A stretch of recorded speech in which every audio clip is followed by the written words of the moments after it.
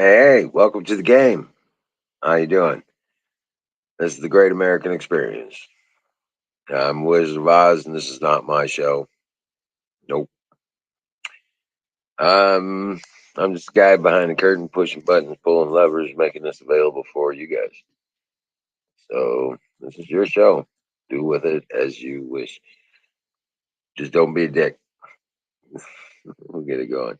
And this was a burn. Uh, Something I was eating. You got really hot and burned the shit out my lip. Yeah, but yeah.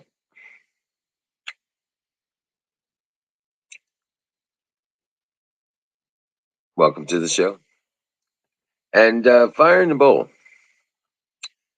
We're 9 minutes late. Fire in the bowl. And all right, enjoy the fire. Be right back.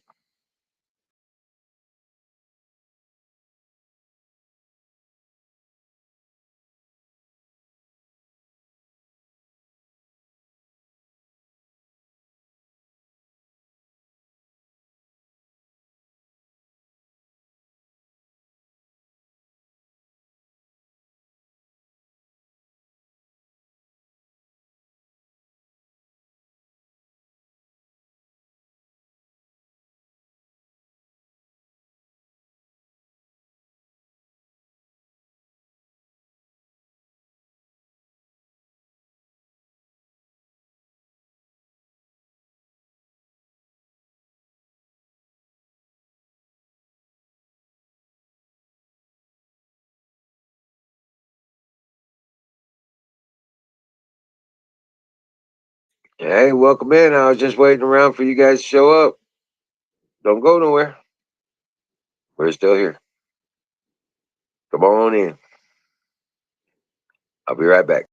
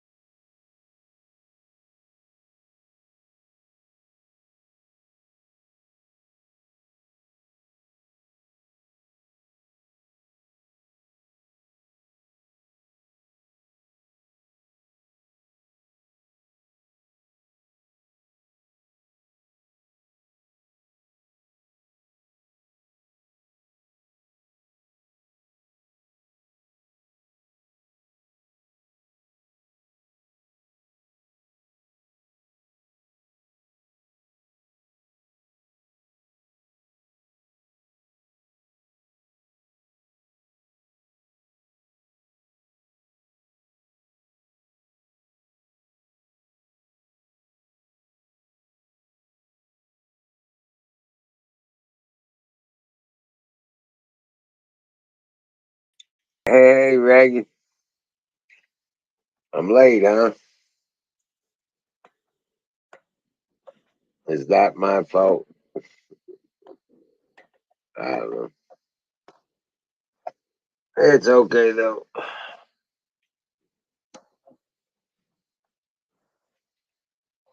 Yeah.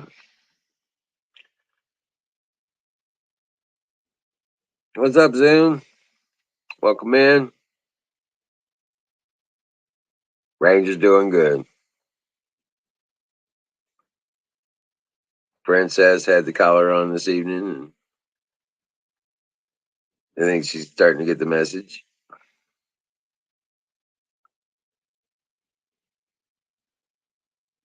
Well, been mostly taking it easy today, but I got a little bit of work done in the garden.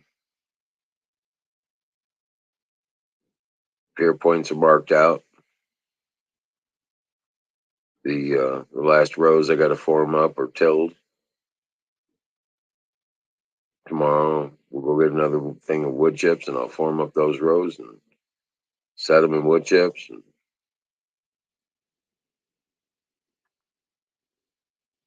get them planted before the rains come. Yeah, we got 2 days of rain, which will be good for the seeds. Starting them.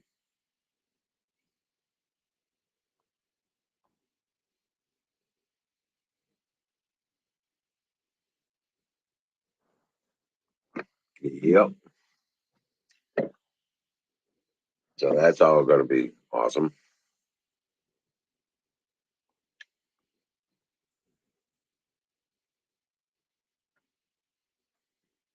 Oh yeah. Well, awesome. Thank you, Ragged Coin.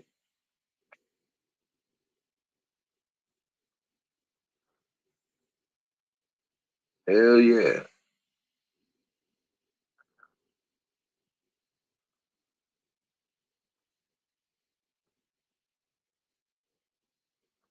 But yeah, we've just been beautiful day. Weather-wise, it was beautiful. It just seemed like every time I did started doing something, I was out of energy. Kind of weird.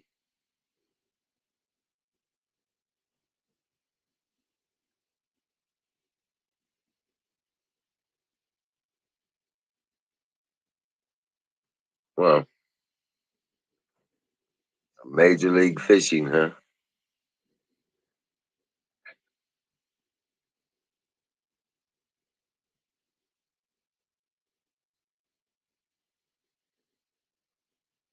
Yeah, dude. I tell you what, though,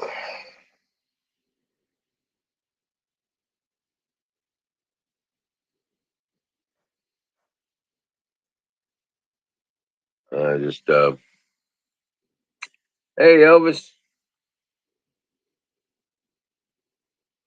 Yes, it is. Oh, I mean to tell you, yeah, good help is so hard to find. You know it.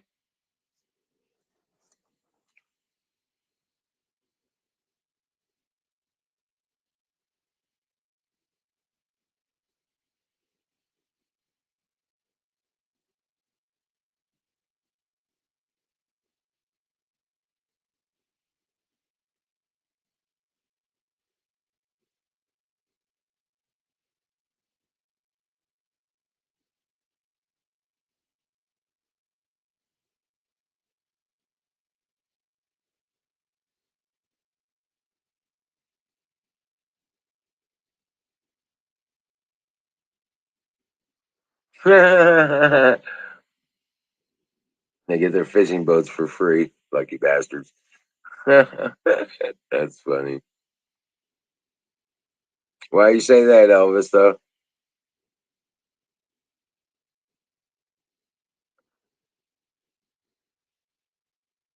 Yeah, good help is hard to find. That is true. When you do find it, you just wonder how long it's going to last.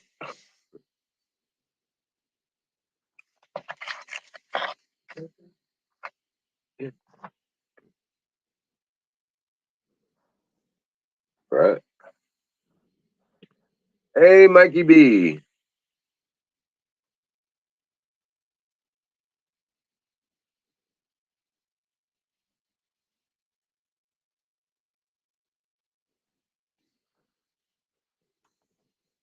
Yeah, imagine that, huh? Imagine that.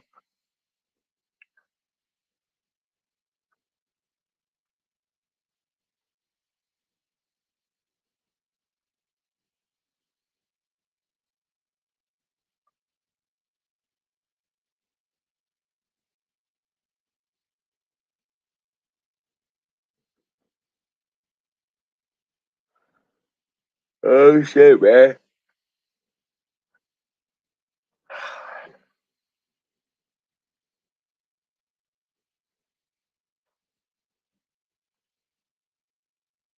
Yeah, it's supposed to be 85 tomorrow.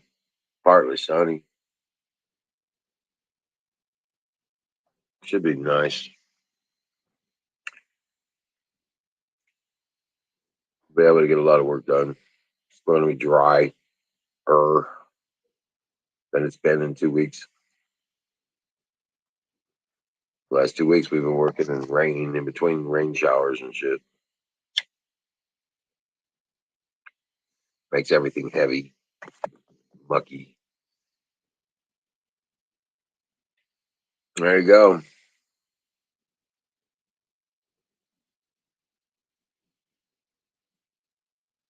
Oh wow, so it's like 40 degrees or something, huh? 45. Jeez. That's kind of chilly.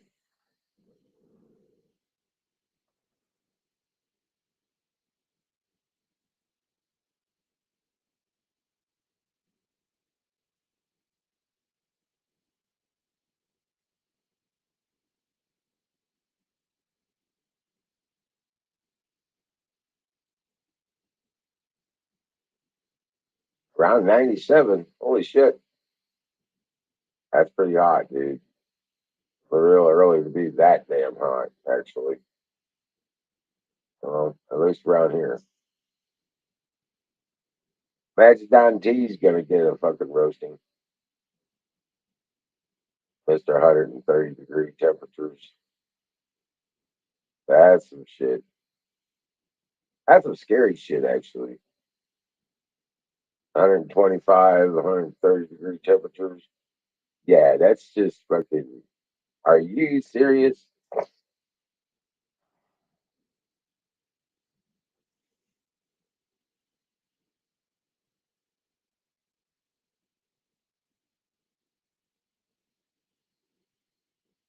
Let's see here.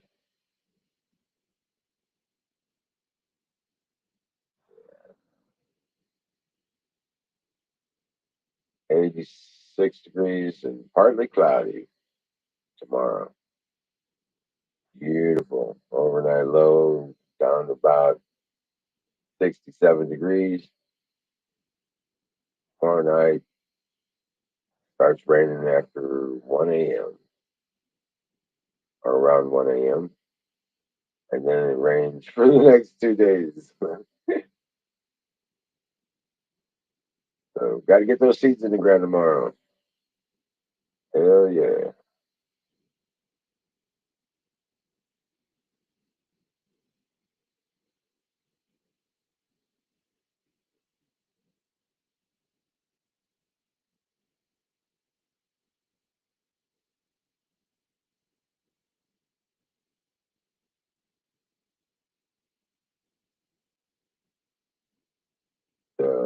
Tomorrow is the last day of May. That'll be the last of the planting I have to do as far as direct seed stuff. Yep.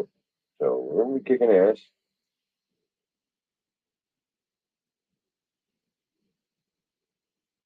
You gotta get your ass to bed soon. What's her name? Ah, ah, ah, ah. Yeah, you can join, man. Come on. No, it's not too late. It's never too late, my friend.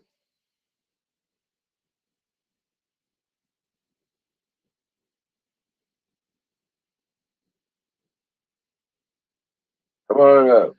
Join me on screen. Can't see the fire if I'm up here by myself.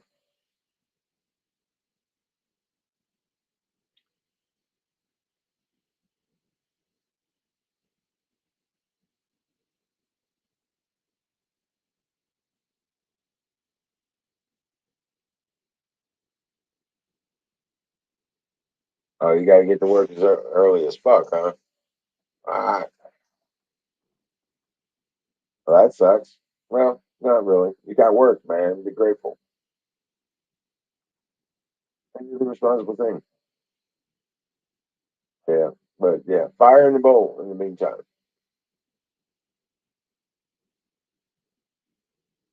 Fire in the motherfucking bowl. Hold on a second. Yo, I'm gonna put that fire in the bowl. Fire in the fire in the bowl.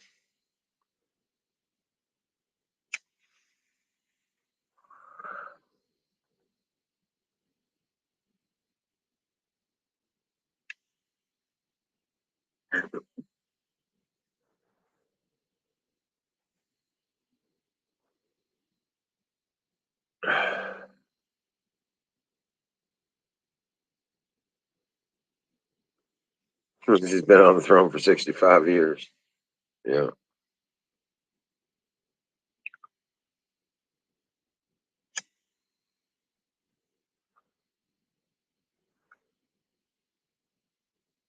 Fire in the motherfucking bowl. Yep, you got it. Hey, what's up? Hey, there's rock on, buddy. What's happening?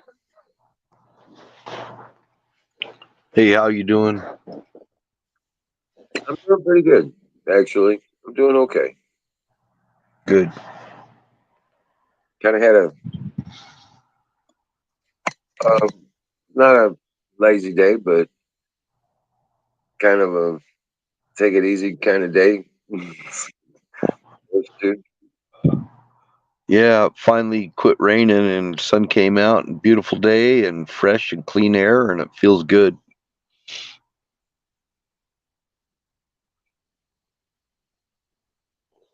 So Oh, we've had okay. a few days of rain finally. Right. You said you needed it. Yeah, yeah. Yeah. But you can't trust the weatherman, so I don't know what the weatherman says, but I think we probably gonna get some more rain. Hope so. Yeah, we're gonna be streaming again tomorrow. UFO. Always, as always. It may not. I'll have more interesting things to talk about tomorrow night, and a Yeah. video once we get done planting all the veggies. Yeah. So Memorial Day, it's really a day to remember the fallen. It's not a day to remember veterans necessarily, but those who have died. We have Veterans Day to memorialize people. That's why we call we memorialize the dead on Memorial Day. Yeah, So I heard some banter going back and forth. Oh, we need to honor the veterans and everything. No, it's not about the veterans that are alive that survived the military. It's about no, those who died and didn't survive the military, and those veteran police officers and other people who made huge sacrifices for us. right. Those who gave their lives so we could be where we are. That's right. And Veterans Day. parents Veterans Day is November 11th. That, and our parents and our grandparents, to remember them also. right. Yep, our ancestors and those that came before us. Yep. Exactly. Exactly. To honor the dead. It's a good day. It's a good day. Back the blue till it happens to you. Right. Well, I used to go and put flags on the veteran in Boy Scouts and in Cub Scouts. We used to put flags and flowers and stuff on graves when I was in Scouts as a kid.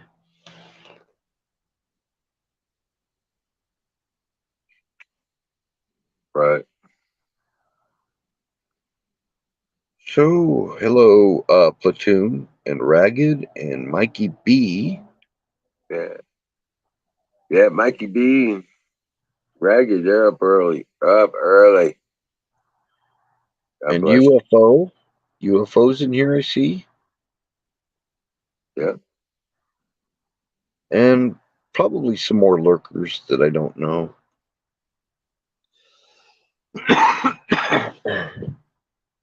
Excuse me, I'm still coughing.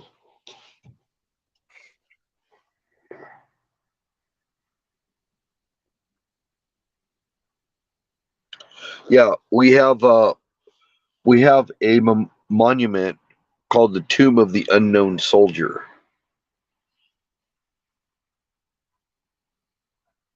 here in the U.S. No, we just don't bloody sleep. Well, there's a lot of people that were never recognized that are still heroes, and that's kind of what the Tomb of the Unknown Soldier is about. It's about those people that never got medals as heroes, but they were heroes. Because we had thousands, thousands and thousands die in this millions that died in our wars. Bloody hell. He's the individual who may not or could not be recovered from the battlefield a lot of Yeah, times. we don't really want to. We don't want to really forget any of them. I go through. I've been through quite a few veteran cemeteries, and some of them. I mean, some of them up in California, they go on as far as the eye can see. The veteran cemeteries. Right. I mean, you just look out there and you just see a sea of white crosses as far as you can see. Yeah. And we have them in every state. We have veteran cemeteries in every state in the United States. But there's some really, I'll bet you there's some huge ones in Virginia and places like that too. Maryland, Virginia, Delaware, Pennsylvania. Some of them are cemeteries dedicated strictly to specific wars. You know, like the Civil War, for example. We've Yeah. got quite a few Civil War cemeteries. There's a lot of, yeah. Quite a few, from World War II, and that's the biggest one. I think there's more that I saw personally from World War II than any other period, war we've had. Right. But I've seen World War One memorials, World War II, going all the way back to the Revolutionary War. And that Revolutionary War, when you see that, that was the war that we had with England. A lot of our men died to make light of it, Of course, a lot of British died too. A lot of British died on American soil and never were taken back to England.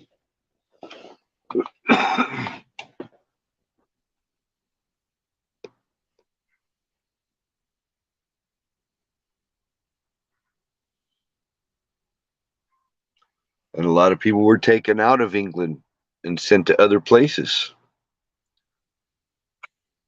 I don't know if you ever heard of this. I just discovered it. It was something that they called the Scottish clearances, where they were clearing Scotland and Ireland, and they were sending them to faraway places to get them out of the British Isles, the Scots and the Irish. It was called the clearances. Wow. Yeah. Yeah.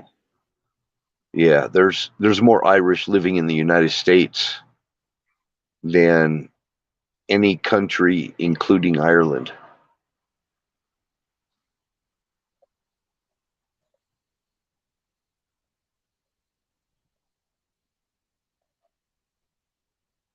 Yeah, Yeah. we were a tiny little country. That's true, and England at that time was the biggest, most powerful navy in the world. I'm kind of talking to Ragged. He says we had the French and the Dutch on our side, and that's why we won. Well, we were a tiny little country at that time, and you guys were the most powerful navy in the world. So yeah, we kind of needed some help there.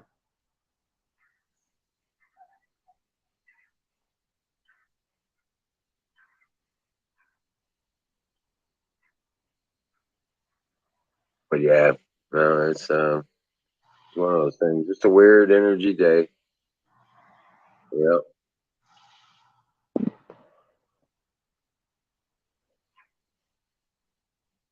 Right. Did you hear Pelosi's husband got a DUI after having an accident? Yeah, yeah. Wrecked his I car into somebody and he got three arrested. 3 different people told me that he actually got arrested over it. Yeah. And then I didn't realize, this is about 2 weeks ago, that Nancy Pelosi was actually denied Holy Communion Yeah. by the Archbishop of San Francisco. Yeah.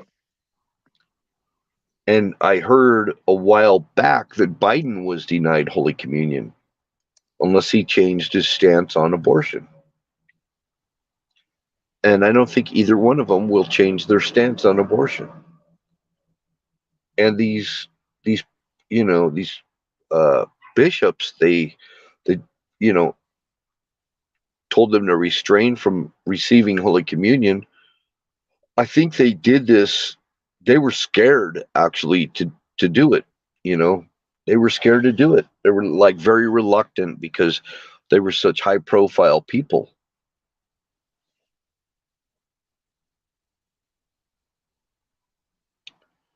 It's I I hate seeing representatives of Christianity being scared to put these bastards in their place. Right. Yeah. It's kind of Yeah. disheartening to see the leadership of the Christian religion being scared of putting these bastards in their place and making it and standing their ground for what's right. A lot of them will just bend. They will just bend. And this is, I don't think it's very pleasing to the man upstairs.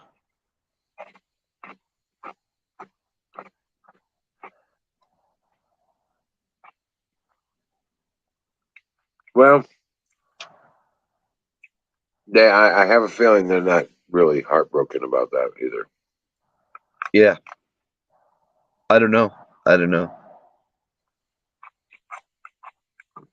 No, their party denounces God. Their Pope does, yeah.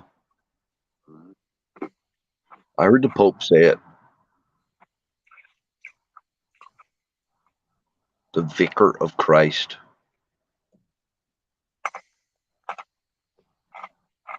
You're right, Elvis. You're absolutely right. They think they are gods.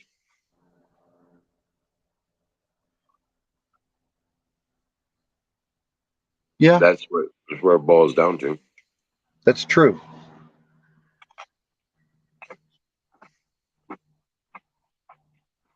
And they lack a sense of humanity.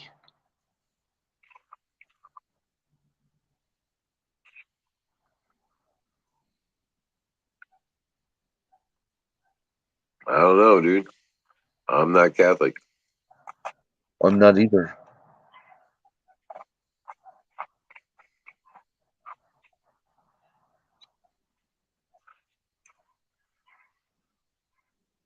I probably might consider being in fellowship with the Catholic Church if they would stand up for what was right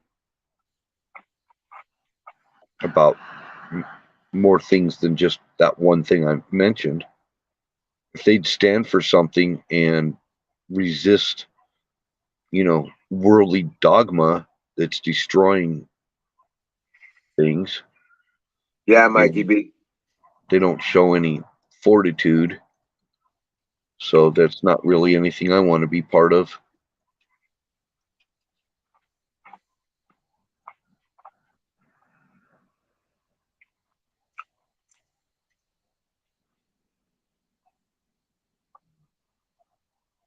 Right. Make good points there, Elvis.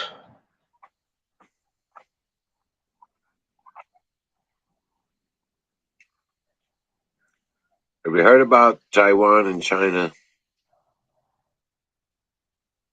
Taiwan. China sent 30 jets over their territory today. I guess Biden said he would help out, whatever that means. Yeah, help out everybody but us.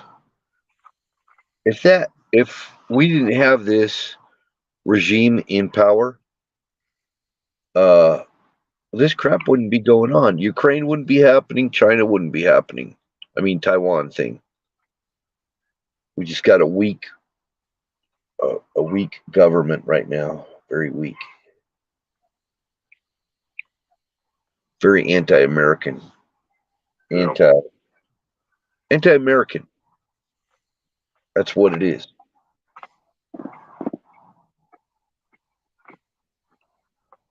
Oh, Mikey. I saw that. Exactly. He's talking about the. Did you ever see that satanic chapel under the Vatican? Yeah. Yeah. Oh man, that's a spooky looking thing. Decorated in human blood. It looks like this big wood carving looks like something right out of the pit of hell. The altar. Oh my gosh. Yeah. Dark figures and everything in there. It's really scary looking. USB going out tomorrow.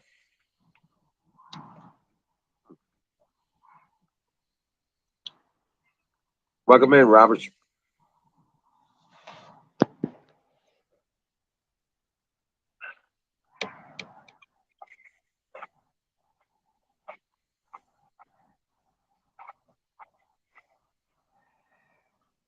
So, Mikey, I don't know if you know this, but that Twitch app, a lot of the people that you're not seeing right now are actually on Twitch. I don't know if you've ever gone on Twitch, but you might check it out one of these times. That's where most of the people that you can interact with in the chat are.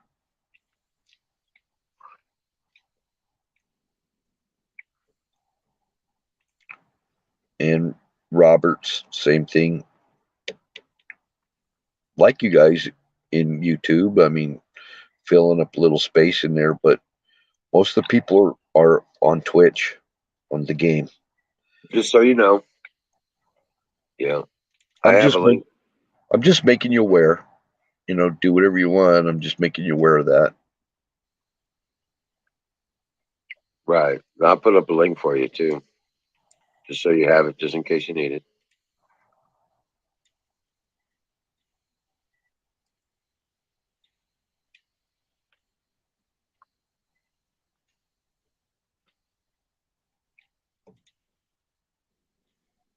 I'm seeing some people bringing out their really old school cars lately. Yeah, I've noticed it too. It's time for that. This is car show season. Yep. Oh, I mean, I've been seeing chopped Deuce Coupes and all kinds of crazy looking stuff. Oh yeah, a lot of cool shit. Rat rods and stuff like that. And they got car shows and all that shit.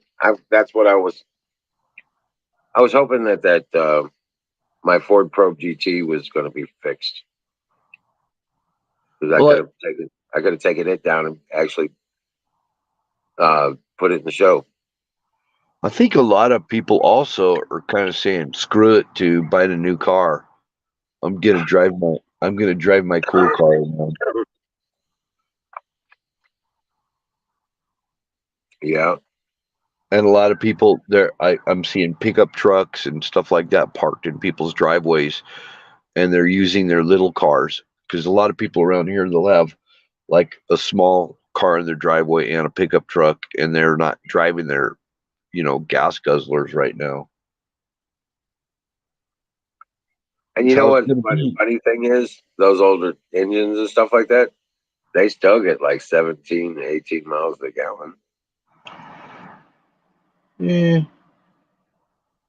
I don't know. I think my Ford pickup got 12 miles to the gallon, and my cousin had one, an older Ford that had the big block Ford pickup, and I mean, he got like 7 miles to the gallon. Felt like a motorhome.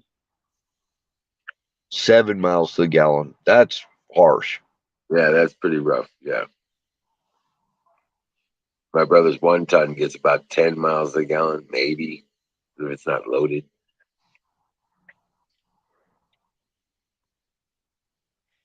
Biden is ass monkey. Now, did you see that Trudeau's trying to go after the guns though in Canada. Oh, that wet wash rag. Yeah, trying to push through legislation that frees gun ownership and calls for mandatory buybacks of assault-style weapons. That clown is so Anything, moist. right? He's so Anything with moist. a magazine that holds more than 5 rounds has to be turned in for destruction. Oh, I'm sure he'll get them all right. I'm sure he won't. They already have that in Canada.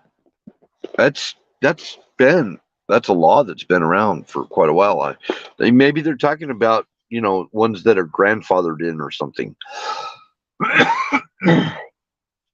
They had a huge gun grab in Canada and really beefed up all their registration requirements and everything. So they got gun registration and you have to get a mental fitness exam and all kinds of other stuff. Right? Hey, Ragged, we can't afford it here either. Yeah, those trucks got like 40-gallon tanks on them, and that's $160 to fill that bitch.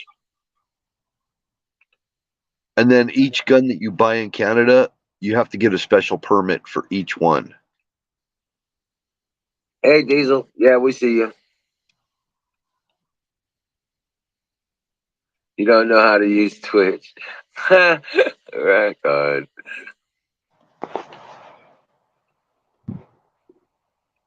But when Ammogeddon started here after Obama, uh, we had we had a lot of under Obama, all the ammo disappeared for a while, right? And there was ammo. Canada was gladly supplying us with all kinds of ammo, and that all got shut down now. You can't get ammo out of Canada. Well, they were, yeah, it was kind of like that. Yeah, but we were buying up everything. There was so many people. It was such a glut that people were buying and stocking up, storing. And Yep. they sanctioned under Obama. They sanctioned everything coming in from Russia, and then Trump just continued it because it went up, and he actually continued the sanctions. And this is kind of weird because that being said, here comes Ukraine and Putin's attack on on Ukraine, and why were they way ahead of time before the Ukraine thing ever started? Why were they doing sanctions way back then? Right. I know why. I think you do too. Yeah. Ragged coin. It's not about the people who are legally buying guns. None of this shit's about any of the legal stuff. Uh, these are all about just like this shooter. He was going under the radar to do all that shit. Well, the voting age used to be 21 also, and they lowered it to 18.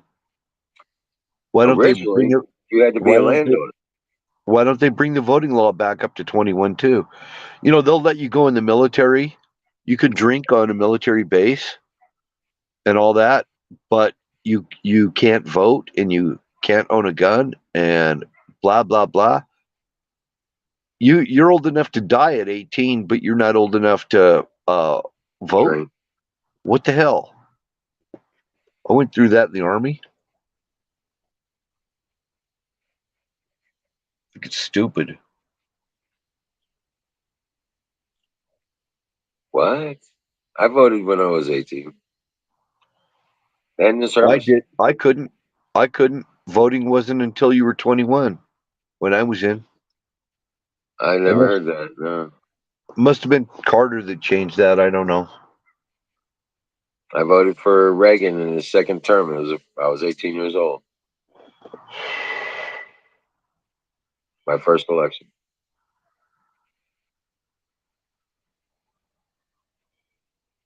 Yep.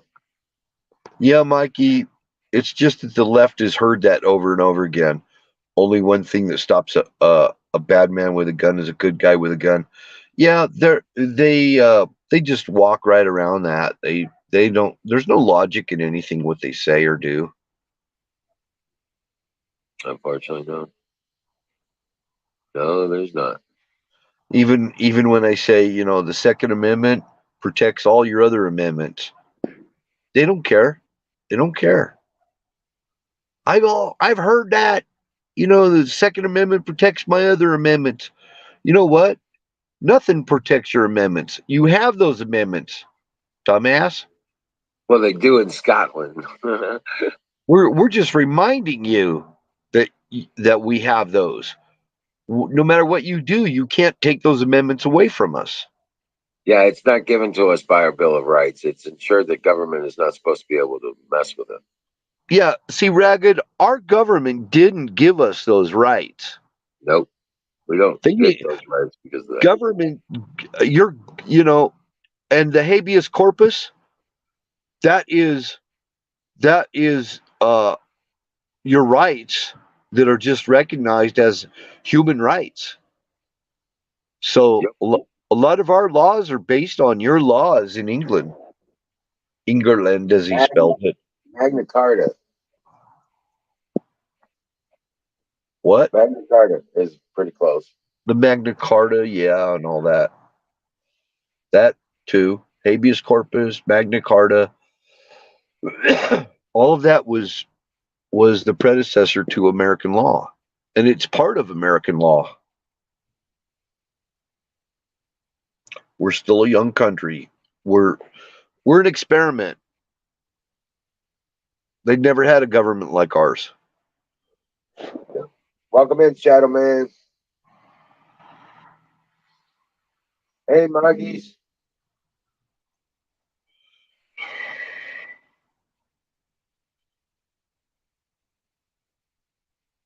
Yeah, Magna Carta. That's right.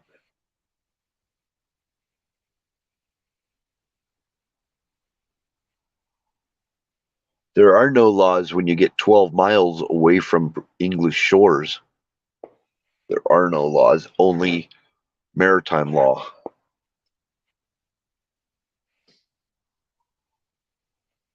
As soon as you leave 12 miles from the shore of any country, you're outside of their territorial waters and you're under maritime law.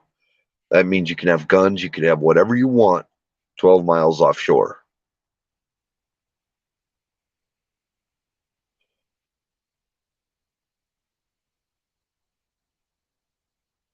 Yeah. Yeah, Elvis has got it. Yeah, we may be young, but everybody wants to be us. Yep, well said.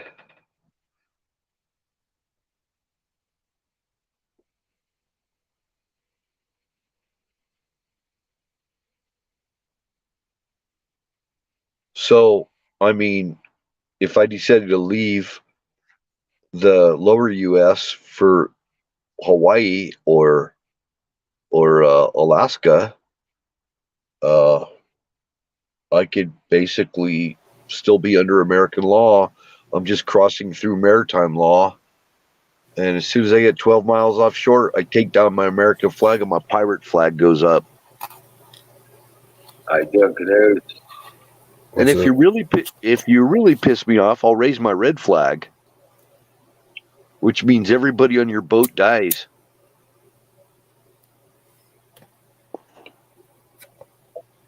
You don't want to see my red flag go up. You can still see France.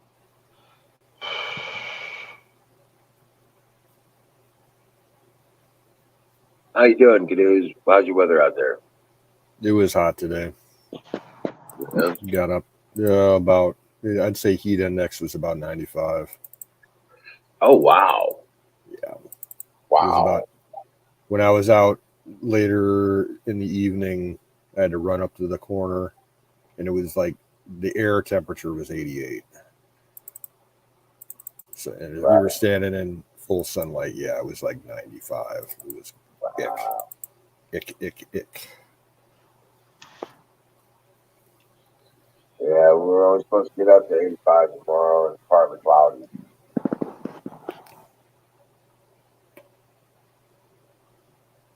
we'll finish the garden tomorrow.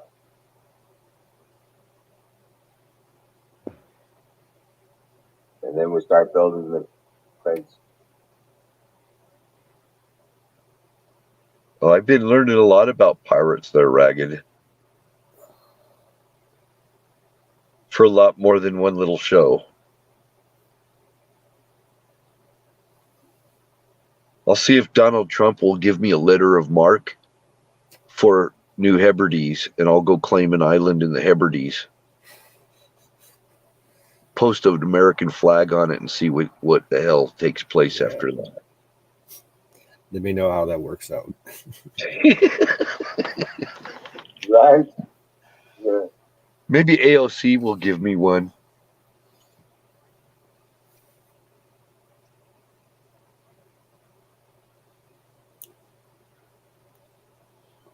No, I am so not a Johnny Depp fan. Screw him. Yeah, screw that dude. Johnny Depp is a failed excuse of Calico Jack. That's what he is. Right? It kind of made it and changed it. Look, the guy's got a fake English accent, of all things. You know, honestly, the only movie of his I ever liked was Edward Scissorhands. Well, you know, I'm watching the interviews with him, and the guy's from Kentucky and Florida, and he's got this phony freaking British accent in the courts. Yeah, he doesn't sound American at all. And he's from Kentucky? I mean, come on now. That's pretentiousness. He's not even a good actor.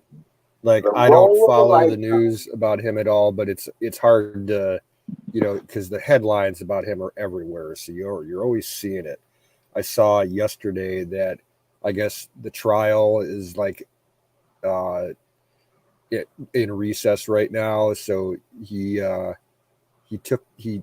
the country and he's over in Europe somewhere, and he's playing guitar on stage with Alice Cooper. Oh my gosh. What the fuck? Yeah.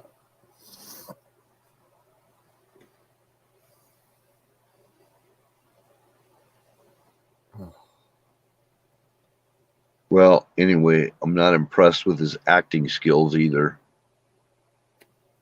I think he's just a douchebag. I don't, and I don't have a judgment personally about either one of those two people. I think his acts is just as disgusting as he is. How could you take sides on that? It's just diversionary news. I know. They're not important people. Well, I'd say I haven't seen any of it for about 3 weeks. I haven't paid any attention to it. So I watched probably three of the court proceedings earlier on, but it was like, why am I wasting my time with this?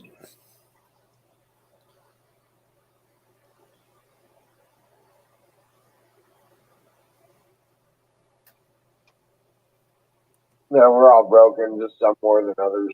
Yeah, there you go. We all fall short of the glory of God, my friends. Yeah, I wonder if any of these people out of Hollywood actually are connecting with their fans or their viewers, of what real people in America do. Seems like they lose that connection somehow. Well, the only one I think is kind of cool is Jay Leno. Yeah, Jay Leno's pretty cool. I like Jay Leno. I like his car collections and stuff. He's, and he seems like a pretty decent sort of person for being in the center of Hollywood.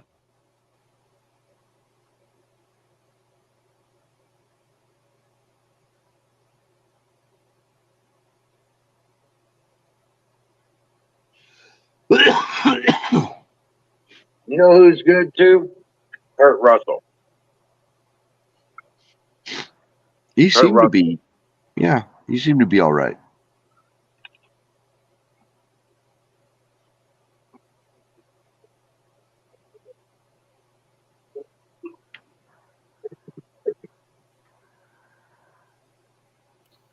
Oh, Snake Plissken. Right. Yeah, Snake Plissken. Actually, unfortunately, the most humanly connected actors I could think of are all dead. You know? Yeah, for the most, like the only person in Hollywood who really makes a difference, as far as our end of the political spectrum goes, is John Voight. Yeah. I think Jay Leno too. I think Jay Leno. I don't doubt that he was a Trump supporter. He's just not open about it. He seems like a decent guy, you know. Yep. Jen, welcome in. Jen. She was splitting wood today. Steven Seagal? Oh man. Yeah, I'm not a fan. That guy is like total douchebaggery.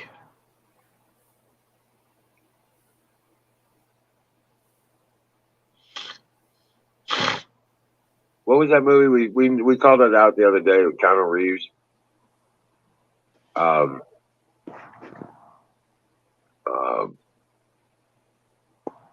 They had that hydrogen. Oh yeah.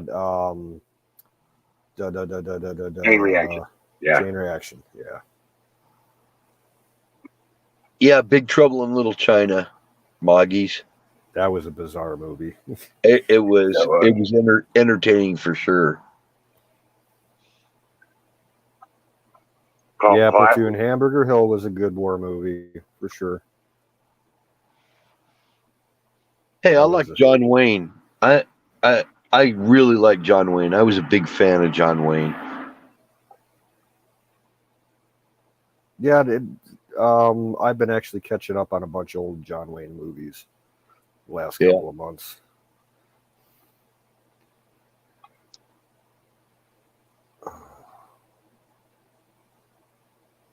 And he was conservative.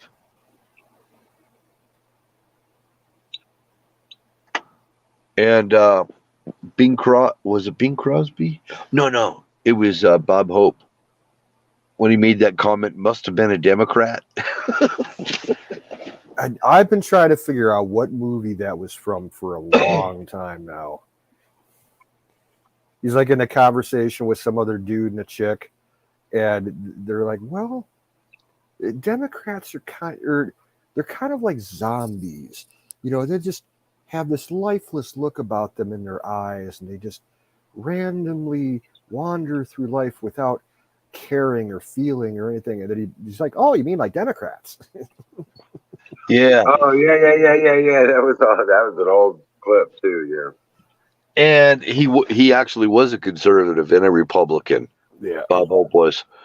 And you gotta give him credit for doing the USO shows and everything, you know, and going entertaining. Yeah, he did so much for the troops and the morale back in World War II for sure. Vietnam. And Vietnam too. He did Vietnam. I watched it. And he has a lot of ties to Cleveland. Like at the Cleveland airport, most major airports have a USO lounge for service members passing through and everything. And ours is named the Cleveland Bob Hope USO, lounge. He's got my biggest TV watching days was actually during Vietnam. While Vietnam was going on. That's when I watched most of the TV of my whole lifetime. That whole era. And after that, I started getting busy, started working and everything. 1970s, I was a teenager. So, I just really, that was my big TV watching days, is it during the Vietnam time. Now for something completely different. Yeah, I don't even. Fire. Fire in the bowl. Fire in the bowl. Fire in the motherfucking bowl. Fire in the bowl. Yeah. Brought to you by Sausage Grit and Biscuit Farms. .com. .com.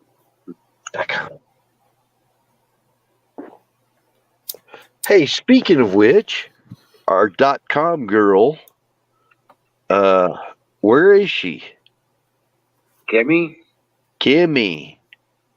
I Hey, haven't I talked seen to her her. earlier. How's she doing? She's doing okay. She's doing better. They finally got that situation squared away for her. She's up and about and doing things and trying to get back online. Something about the computers and stuff like that. So she's trying to get it all squared away. Okay.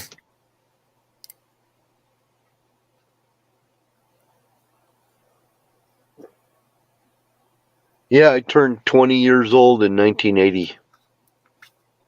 And I was already on the other side of the world. I was born in 1980. Yeah.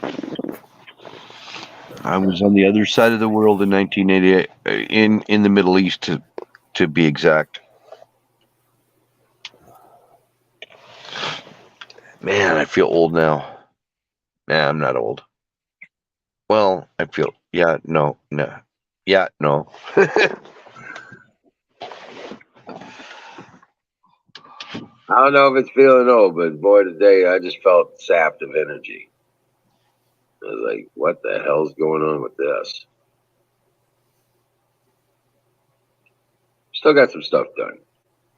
Not nowhere near what I wanted to do.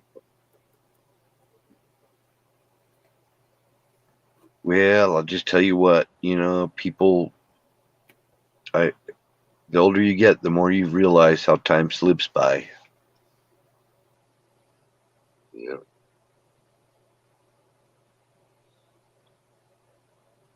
Yeah.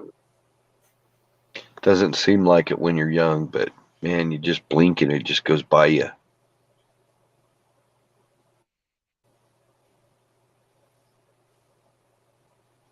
Right, you're going, I'm 57. I feel like 107. No shit. Mm.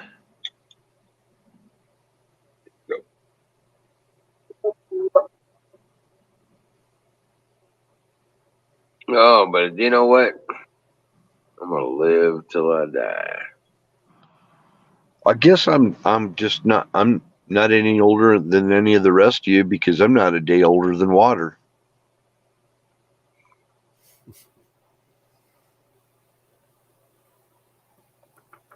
Water is eternal. I'm not a day older than it. I'm younger than the damn trees. I'll say that. Most of them, anyway. But I reckon there's some pretty stale water walking around out there. It's pretty. You could say that. All right, at least until gas is $10 a gallon. Life is short. Play hard. Or until gas is $10 a gallon. That's funny shit, dude. The cheapest I remember gas was back around 87, 88, something like that. And one of the local stations, that we drove past every day, their sign out at the side of the road said 77 cents or 78 cents, something like that a gallon. That's the cheapest I've ever seen it. First time I ever filled up a car, 65 cents a gallon at a Derby station. Out in front of a place called Grandpa Pigeons. On the Rock Road. I remember when gas was 32 cents a gallon. Okay. I also remember you could buy a brand new Volkswagen for $800 in 1965. $800 was a whole different story back in 65. Yep, 1965. A brand new Chevrolet in the 1950s, I think I was told that it was right around $1,000. Like $1,200. My mom had a VW Beetle after she got out of high school. She graduated, I think, in 67 or 68. And yeah, like a year after she graduated, she got a VW Bug, and she paid less than $1,000 for it. It's probably like $900 at that time. Yeah. Yep, you could buy that was the car she had before she bought the Mustang. She bought a used 65 Mustang, and she said it was absolutely the worst car she's ever owned. There was always something wrong with it. Ragged coin, yes. Some of my dogs do have papers. Yes. They are pedigree, Anatolian Shepherds. Yep.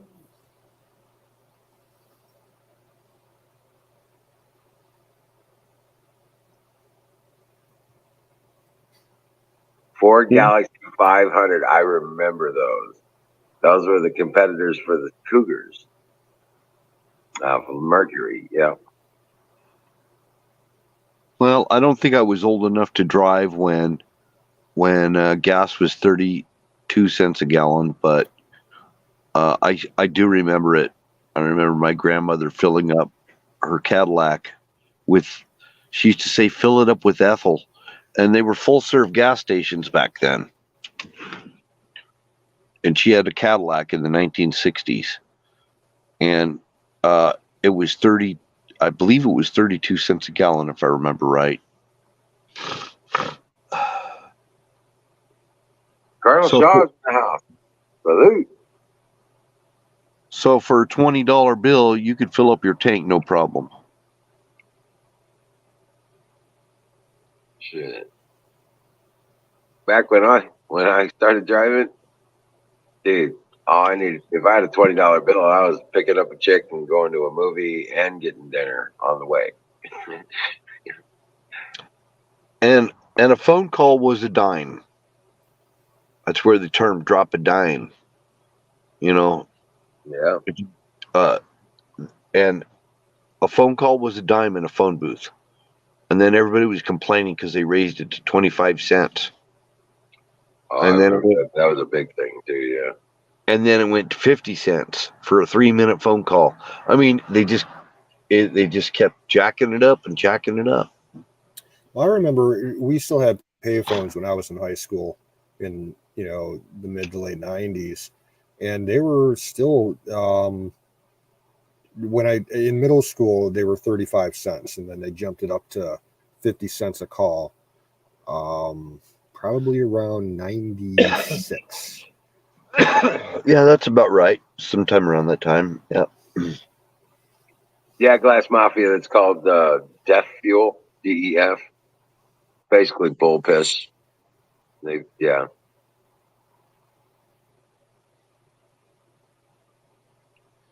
Yeah, it's emission fluid. They call it emission fluid.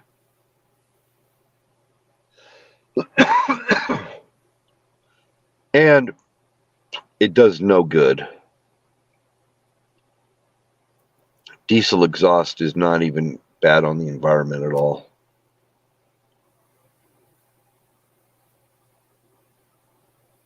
It's heavier than air. So the soot from a diesel, you could watch them start up a truck and billows of smoke come out, and watch the smoke come down. It drops down to the ground.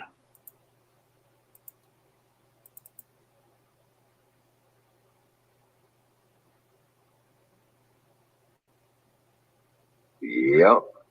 And it's pretty much just carbon and sulfur when they were on the old diesel fuel.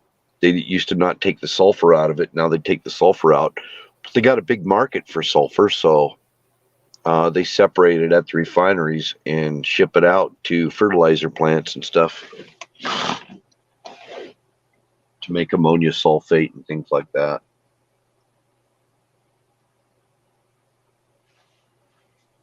Yeah. Yeah, shit, man. Yeah, this is getting stupid. I will say that.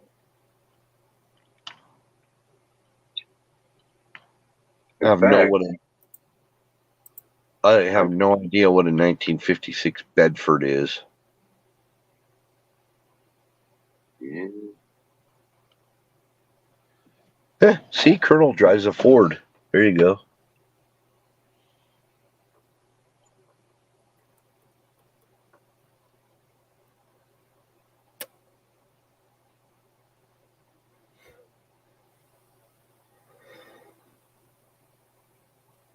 So, so don't that beat all? Shuts down the pipeline here from Canada to the U.S.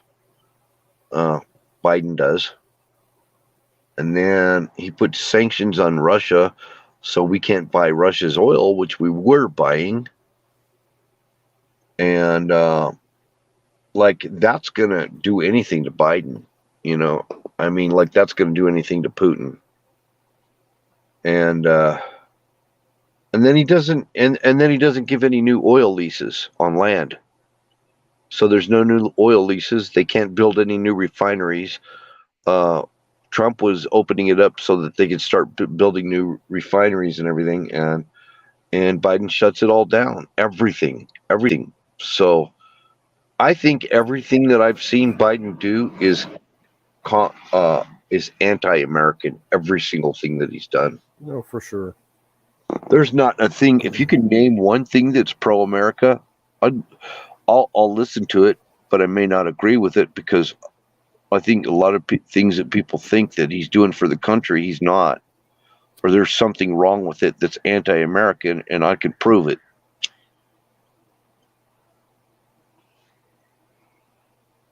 Well,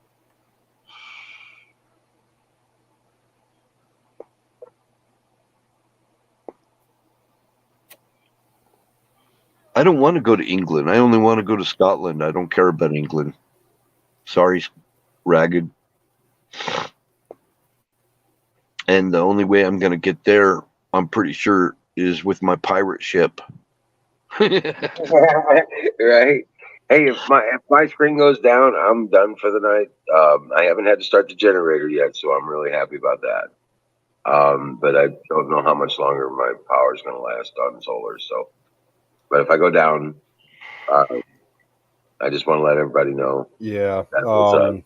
Yeah. I'm probably gonna take off at the top of the hour. 'Cause I got to get some sleep. I have not been sleeping well this past week. I got some major muscle pain going on in my sides and my back. It's annoying the living shit out of me. Oh shit.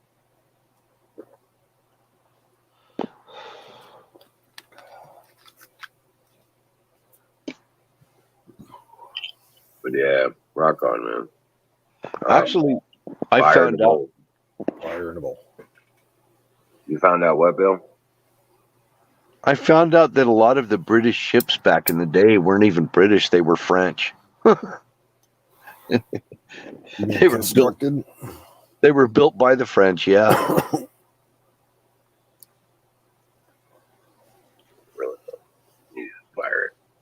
Well, yeah, there was a time in British maritime history where all the coastal villages and small towns, if they had anchorage space for, a decent sized warship back in those days, the towns would actually build a dockyard and, build one ship per year for the British Navy. I read that a couple years ago. Oh, So a wow. lot of the old historic harbor towns, especially in the South, have a history of making ships. And they'd only do like one every year or two. And then I need a flight deck for my Bayraktar. Bayraktar. For my Bayraktar, I'm gonna have a flight deck so that when Ragged tries to shoot me with his cliffs on Dover, with the cliffs of Dover cannons, I'll just freaking hit him with Bayraktar.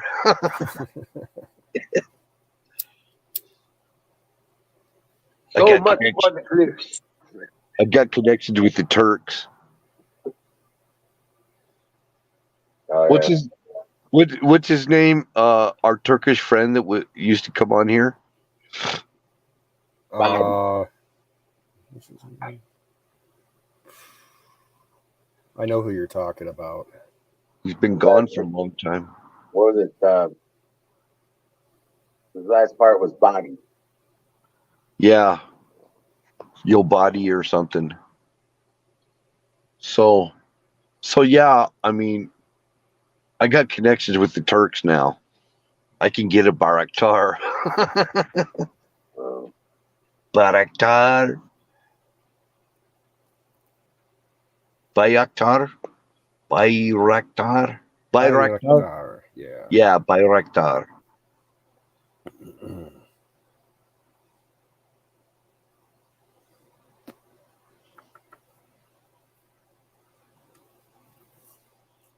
I saw a piece in the news today where the Ukrainian, like their militia, their state militia, which is the equivalent of like our National Guard, had brought out of mothballs a bunch of World War II era tanks that still work, and artillery pieces, and even old like 30 caliber machine guns, like the 1903 30 caliber Browning machine guns. I saw that. They brought them out of mothballs and issued them, and now they're on the Eastern Front.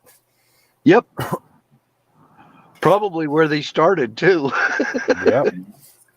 They were probably on the Eastern Front. Yep. Well, and to be honest, and fair, Russia has the same thing. Their strategic reserves for their military, they have like underground depots underneath some mountains out like in the middle of fucking nowhere, where they have like whole football field size underground caverns full of World War II and like early Cold War tanks and shit like that. Oh, that ain't all. Germany is apparently sending Leopard 2s to the Russian front. Mm-hmm. Yep, I saw that. Imagine that. Klink, you better find that guy or I'll send you to the Russian front. Ja, wollen mein Kommandant.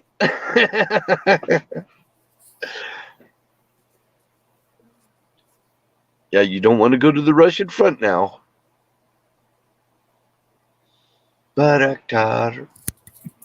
That sticks. That sticks in your head, doesn't it? Yeah.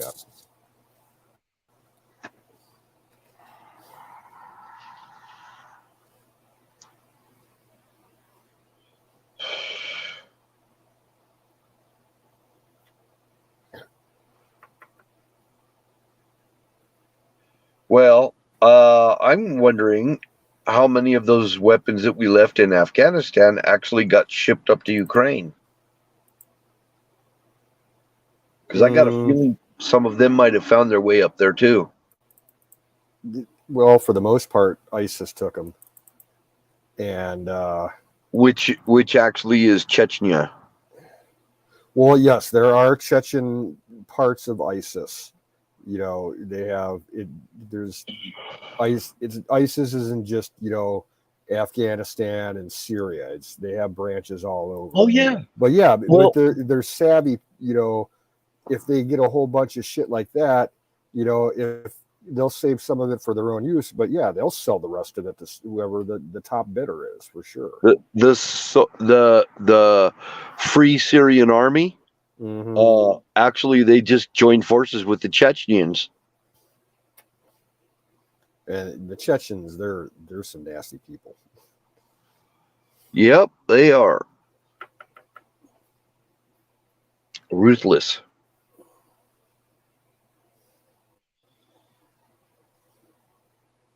They don't seem like they're very high IQ either. No.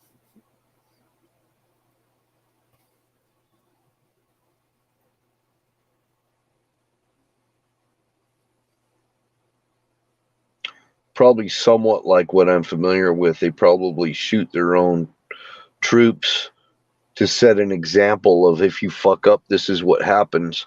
You know, I'm familiar with that. Seen that happen. I saw it's an older video. It's been out for years now, but I saw it again yesterday. It's a video of ISIS troops training new recruits, and it's set to the background of the Benny Hill theme. Yeah. Yeah. It's just like they're like in a parade ground outside of some barracks, and this dude's just, he makes this big pile of gasoline on the ground and lights it on fire, and he's making his tradies roll through it, you know, on their backs and stomachs, while he's shooting an AK like right next to their faces and everything. And then they all get up, and then they have to like run and try and jump into the back of a pickup truck, and they're all like half falling out of the truck and everything. They're like shooting live rounds like inches away from these people. It's like, you know, that they fucked up and, you know, accidentally killed some of those people. They just don't show it on their videos.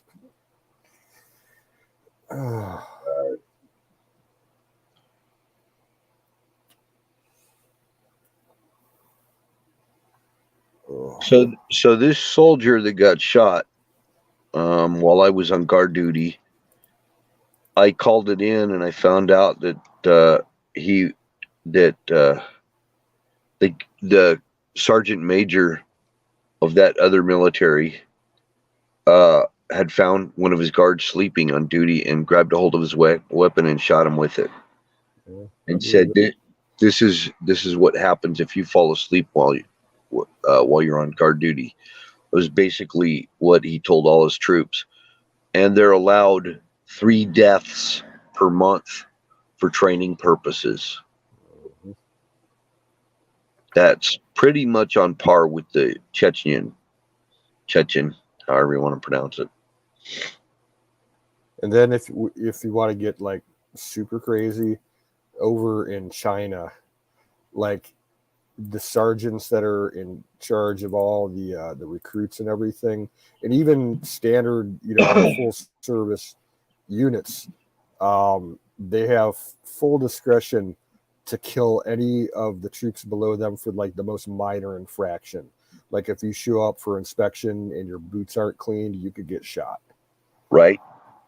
Yep. If you do something nefariously illegal, like get caught like with drugs in your barracks or something like that, they'll take you out to the parade ground and strap your body to a cannon and shoot an artillery shell through you. Yeah. See, and another thing too, the difference between our military and some of these others is our military requires you to have at least a high school diploma. A lot of these other armies, like the Chechens, they got no ability to read and write. So a lot of them are not educated at all. They have no, official schooling availability to the people, and they're basically using illiterates in their militaries all over the world. A lot of militaries are that way. a lot of the Russian troops that Putin sent over the border were conscripts that were all basically just dumb farm kids from the hit, the sticks, and they had real low IQ, and they just said, "Yeah, we were rounded up, in our village center, and issued uniforms and told either fight or die." That's right. Or they'd retaliate against their families and shit. And they were, as soon as they got over the line and they can get away from the unit commanders, they'd find, a Ukrainian position and just, put up the white flag and surrender. They're like, we don't want to be anywhere near here. Well, they just want to show that they've got such amount of troops as a standing army for other governments to see. But when you look into what type of training and stuff they have, well, all of our officers are college graduates.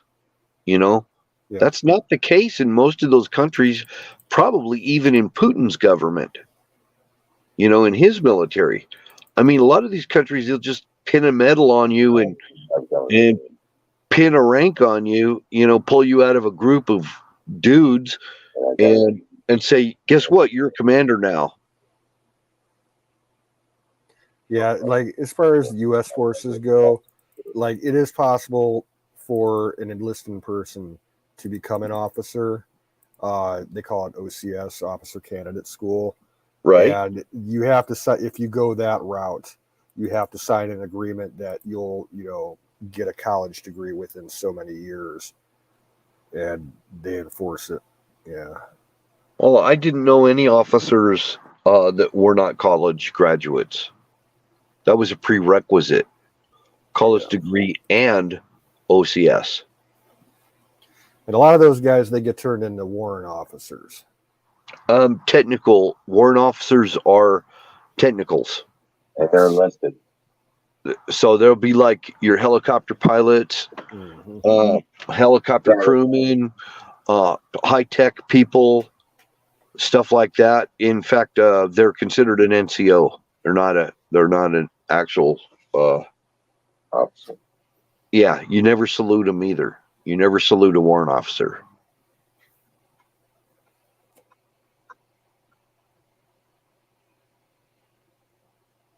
Yeah, I heard about that meteor shower that's supposed to be going on. Clear skies for me right now. I hope I get to see some of it. I think it's partly cloudy out here. I'll take a walk outside before I go to bed. I'm just sitting out in my truck where I can smoke, where I don't stink my house up. Right. Watching the skies. Beautiful night out. Hot summer nights. I remember, back when I was younger, sitting out on the tailgate of the old Impala station wagon and watching all kinds of crap in the sky, Right. Yeah. That's like when I worked up in Canada, because we were nowhere near any light pollution of any kind. I mean, we were out in the middle of fucking nowhere, and I've never been to a place where I've seen so many stars, where you can actually make out the Milky Way.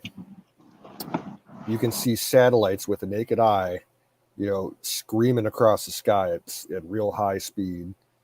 We saw the International Space Station with naked eye. Yeah. You're going to hear my helicopter in about a minute here. All right. Where was this? I'm having a flyover. Where was And he's this? got all his lights on shining down on me. Where was this Heard him. news that you saw that?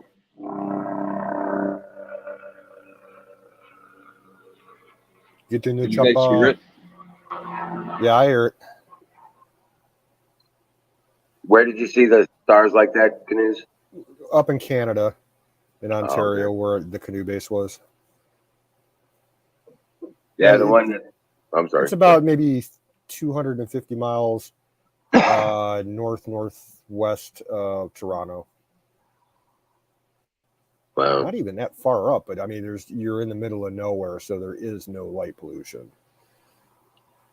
Right. Hell, if you had a full moon up there and you didn't have clouds, you could sit outside if the bugs weren't bad and read a book by moonlight. It was bright as hell. See, here's the thing. On a hot summer night, we didn't have air conditioning. We didn't, all through the 60s and 70s. When it was a hot summer night, everybody went outside and sat on their porch or something.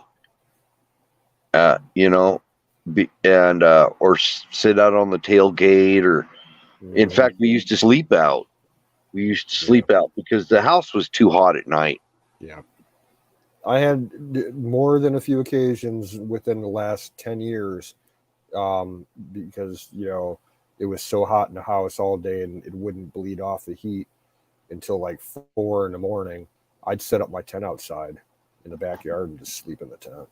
Yeah, yeah. I mean, I could have set up a cot in the basement and slept down there, but there's too many bugs down there. I don't want spiders and centipedes crawling up or all in my shit. Right. No shit, dude. I didn't even set up a tent. I mean, we would go out and sleep out in the driveway. Seriously. And my cousins had come over. Instead of, we didn't want to sleep in the hot old house, and besides that, we wanted to go out and run around the neighborhood and everything. So we would just sleep out in the driveway, and then my you know, they would think we were asleep and wait for everybody to go to sleep, and then we'd go run around and do naughty shit, you know. Like shoot out my cousin's neighbor's Christmas tree light that they had, or Christmas lights on their house with the BB gun. Yeah, I did that. I did naughty stuff. Yeah, tomorrow I should go out in the backyard and set up my hammock. Yeah. It's nothing fancy. It's one of those one-person banana boat style ones. I think I got it for like $15 on Amazon, but it's nice. I was looking at hammocks today. That's a good idea, actually. I'm going to get one of those hammocks that has a rain fly that you can rig up. Yep. Or well, maybe you can buy the rain fly. Yeah. Basically get a regular hammock without one of those rain flies and just grab another rope and position it, you know, a couple feet above the hammock and put a rain fly over it, you know, if you got, you know, or even just a ground cloth. Yeah. That seems like a nice summer idea. Yeah. Sleep in a ham hock. Oh, God. That's funny shit. In a hammock. Yeah, mine, it looks literally like a green unripe banana. It's kind of funny looking, but it does the job. One time we went up to Tahoe, Lake Tahoe, in the winter, ski resort area, rented a cabin, and I slept in a hammock that hung from the loft in there. I'm telling you, it was the best sleep I ever had. I just felt so good at sleeping in that hammock. I don't know why. And other people didn't want to sleep in it. And it's like, you know what? I don't have to hear people snoring or anything. I'm just way up here, you know. And they didn't want to sleep in it because they were scared. I mean, I was way up there. I was probably freaking 18 feet off the ground, you know, in that hammock off the loft inside that cabin. It was one of those A-frame kind of cabins. Right. And there was people sleeping all over in the loft and all downstairs and everything. And man, I'm just hanging there in that freaking hammock, just having a good night's sleep. And I just remembered it was like, I think it was about 4 days. 4 days we were there. And yeah, it was great. It was great. It was fun. Never fell out of it. If I would have died. Right. Yeah, there's some companies out there now that have like some real crazy hammocks that like are for multiple people. Like you can put like between 4 and 6 and some, I think they probably 8 or 12 people up in these things. And they're constructed, they like almost kind of like the floor material is super strong, almost like a trampoline, and it's flexible. And they have the way to get into them. They have like a zip open portal on the bottom that you can slide an extension ladder. So you can set it up as high as you can get your ladder up. Yeah, I just like had to climb. The way it was set up is I just had to climb from the mezzanine, from the upper level, and carefully get in there and not fall to my death. And once I got in there and situated, it was great.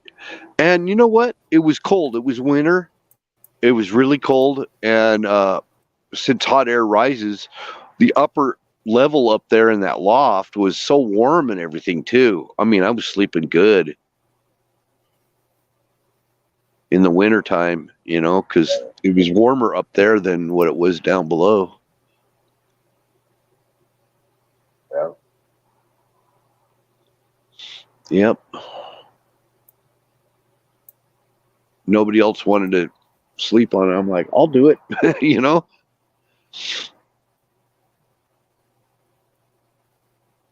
Got a 5.3 earthquake in Iowa. Where? UK. In the UK. Oh, I heard about that. There was just a 7.5 earthquake. I think it was in Peru about 3 or 4 days ago. And at the exact time, I'm seeing this on Mary Greeley News on YouTube. And she said at the exact same time that volcano went off, the geysers at Yellowstone started spewing extra high. That's kind of a trip.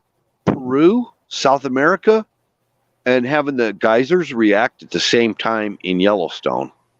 So was a shift in the plate tectonics, yeah. Yep, she said that she thought it was a tectonic thing. It was something to do with the tectonic plates. There's something big getting ready to happen, I'm thinking. Now there was going back, it was in 2013. There was a 4.8 quake in Canada, like somewhere north of Toronto, and people here in Cleveland felt it. I heard it was back when I was still a baseball fan, and I was listening to the ball game that day on the radio, and the announcer on the broadcast was like in the middle of calling a play, and all of a sudden he stopped. And he didn't speak for a couple of seconds. He's like, "Oh, I got to tell you, something's going on here at the stadium, folks. The press box is literally shaking back and forth, swinging like a couple feet."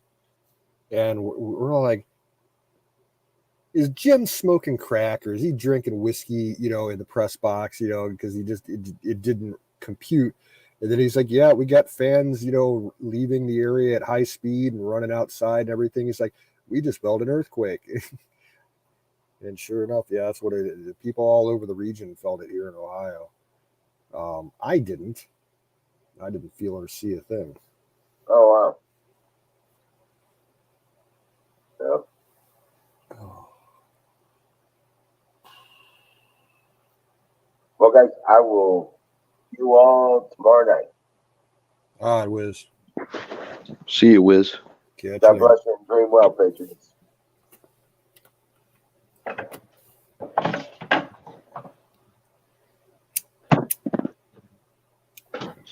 Yeah, I've seen these actual tents they sell too that have they have a way to suspend a hammock inside the tent so you get up off the ground. I don't Yeah. know that that's going to do you a lot of good in the winter and the cold, though. Yeah, because it's like number one rule in winter camping. You don't want a lot of cold air underneath your body while you're sleeping. Exactly. I made the mistake one time on my first winter camping trip. I brought it wasn't a cot, it was a folding lawn chair, like a 3-section one that you could elevate the head up. And we were in our local county metro parks, and it was like maybe 15 degrees outside that night. And I went to bed and I woke up like 2 hours later. I'm like, oh my God, I'm so fucking cold because there was so much cold air right below me. I woke up and my tent mate, it's like, what's going on?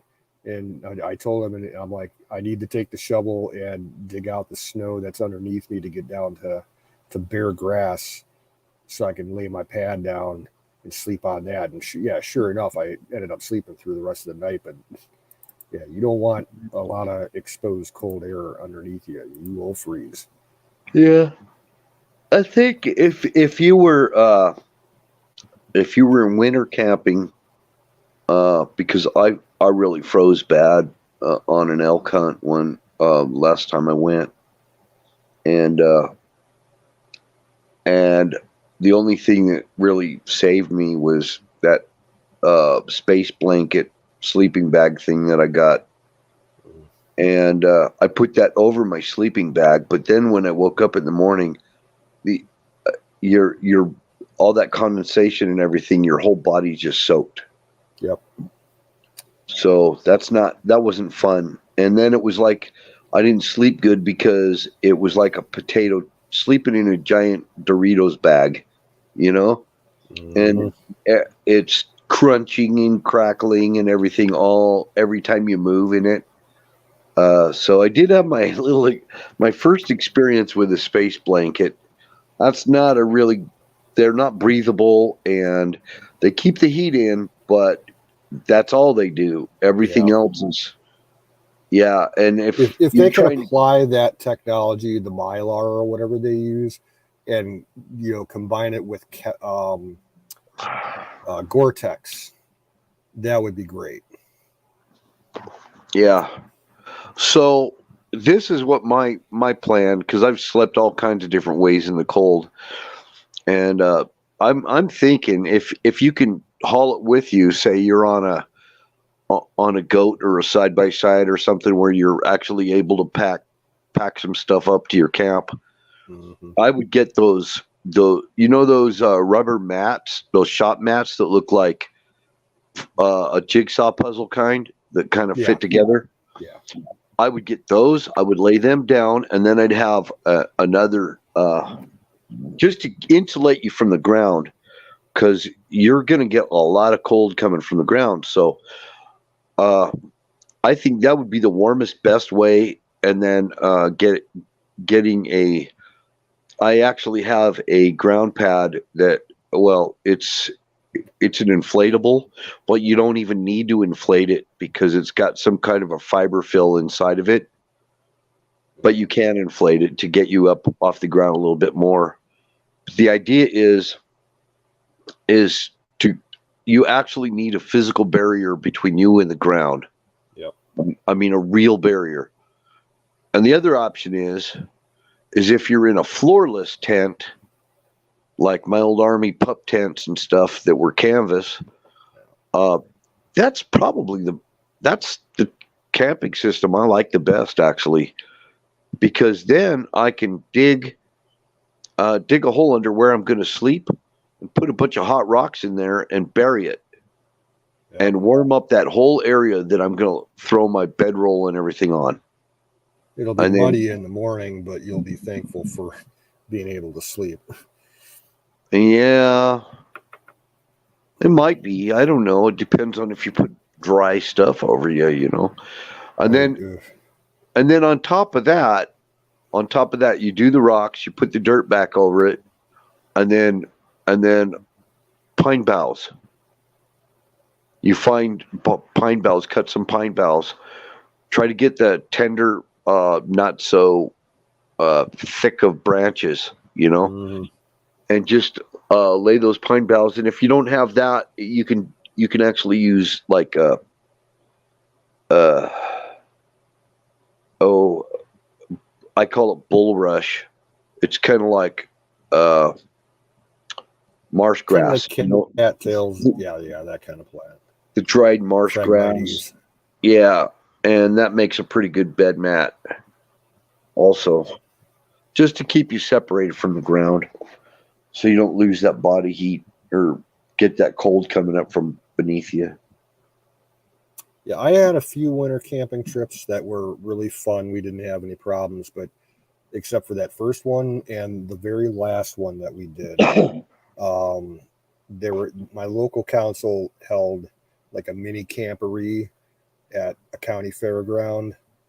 Yeah, this is probably 97, and they we had something like 30 troops show up, and we did the whole thing all day, and this was in November, and it was a pretty mild, it was still decent, like in the 50s during the daytime, but in the evening it cooled down to like about 30.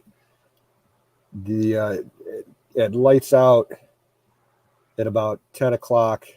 We all went to bed, and we weren't even set up for winter camping. It was just straight camping set up in our tents. And we all went to bed, and then everybody woke up in my troop a couple hours later because the weather had shifted, and we had this icy cold front came through, and we had like sleet and rain and moving ground fog that was like half frozen fog. It was really strange, and like the humidity level at ground went up to like almost 100%. And we all woke up. We're like all dripping wet and shivering. The fire was out and everything. We're like, fuck, what the hell happened? And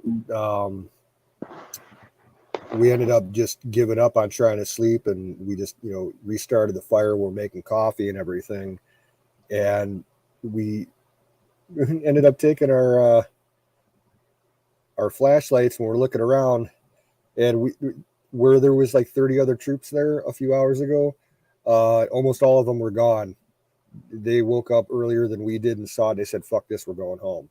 So there's like us and one other troop, and then the fire department showed up, and along with like the one council official, he said, yeah, we're canceling the event. If you guys still feel like camping and doing some of the the other activities tomorrow, we're going to ask that you take your gear, and these firefighters were going to transport us to the local firehouse, and we would be able to camp out on the floor of the garage.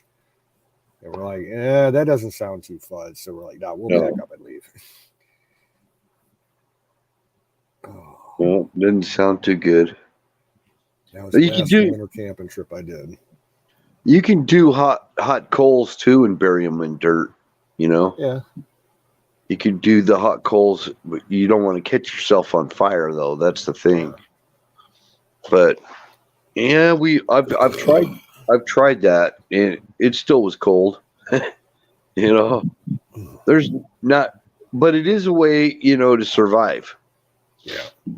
So you're just basically going to dig a hole where you're going to sleep, put the hot rocks or hot coals, hot cinders, whatever in there, and then you're going to bury it with dirt again.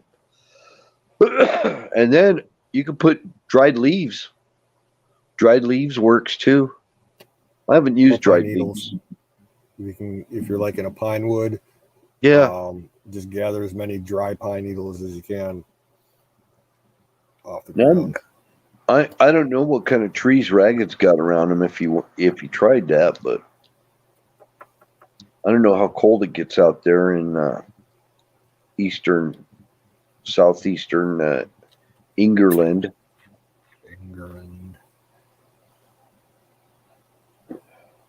I'm feeling a little better tonight, Colonel. A little bit better. Somewhat improvement. I still have this dry, unproductive cough that I need to address, but my head cold's not as bad. I'm not like running noses. I bet I could have produced a whole cup full of snot in freaking yesterday. Yeah, that sucks. It was running so bad.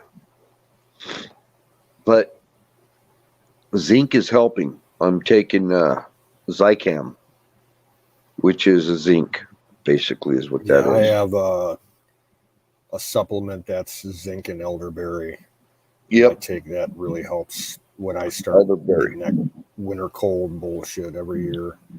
Although I think lucked out, I elderberry haven't had helps. it this year. I don't Well, I get it don't- every year, but most years. This feels like something that I get in that I've had many times in the winter, from like taking a shower and then going outside and catching kind of like an ear canal cold, and then Yeah. it turns into a sinus cold and Yep. kind of evolves. It feels like that kind of thing. That's what it feels like right now. It's like whenever I get those winter colds, they always, without fail, follow a certain pattern of symptoms. It starts in my head, and I get like the blocked up sinuses, and that'll last for like 24 hours, and then my sinuses will open, and all that gunk and fluid starts draining down the back of my throat the next day, and then you have a sore throat for like 2 or 3 days, and then all that drainage gets into your chest, and you're dealing with like coughing, really bad for a couple of days, and then it's over with. So I get that almost every year. Not every year, but most years. Well, The people one I tell had me last year, not this past winter, but the one before, was terrible.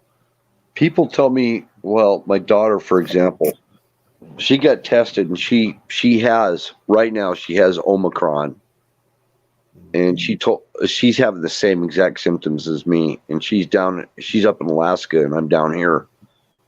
So it could be that Omicron thing or whatever, but she says she's getting better already.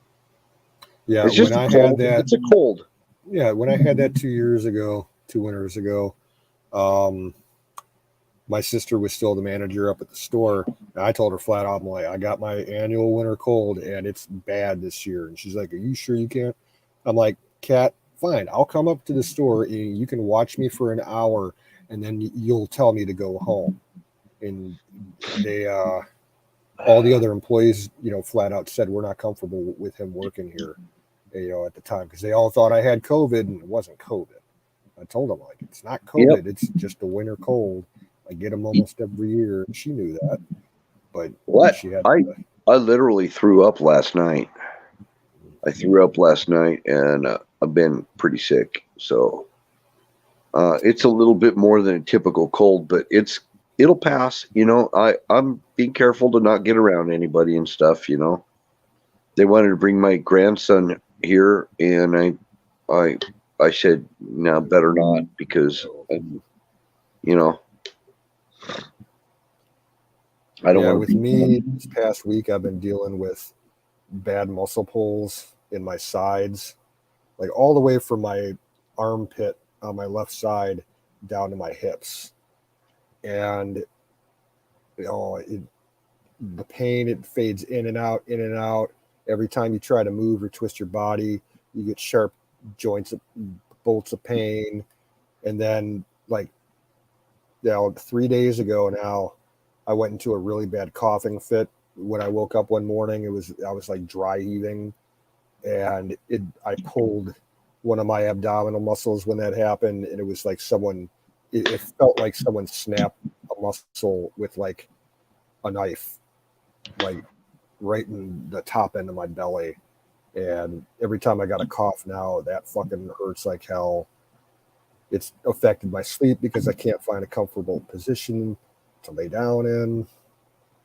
Right now I'm trying to sleep elevated, like, with my pillows propped up so I can sleep almost like I'm in a chair, and it helps a little bit, but I wish I had some decent painkillers. Yeah, Ragged. It might be summer flu or spring fever. I don't know which. As long as it ain't the monkeypox. The monkeypox. Yeah, I ain't got to worry about that with you. I know you ain't going to be fucking any monkeys. No, I'm staying away from the monkeys. I think I saw in the news today that they had another 17 confirmed cases in the UK yesterday of that. Yeah. I don't want no monkey shines.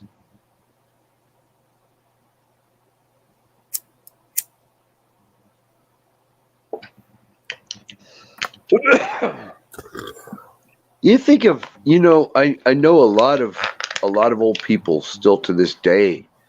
My aunt was one of them. I mean, she never had AC in her house. Yeah. And she used to live in she's like in her 90s. Finally, they had to get her in a care center because she literally couldn't care for herself at all. And Mm-hmm. she's so needy that she needs way more than anybody in the family could do for her. She just got so many issues. So she has to be there. She can't hear, and she's pretty blind. And she's in her late 90s. They got her in that care center. And Yeah, that's pretty much a waiting game at that point. yep. And she never had air conditioning. She never had AC ever. That's the same cousins that we used to sleep out in the driveway and stuff. It was her kids, my aunt's kids. So she's like my grandmother's sister.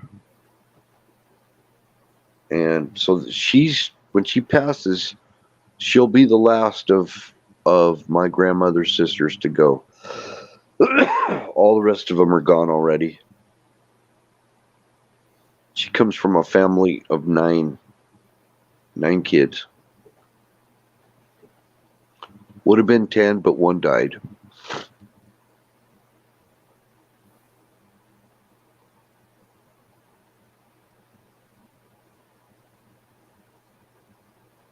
People had big families back in those days.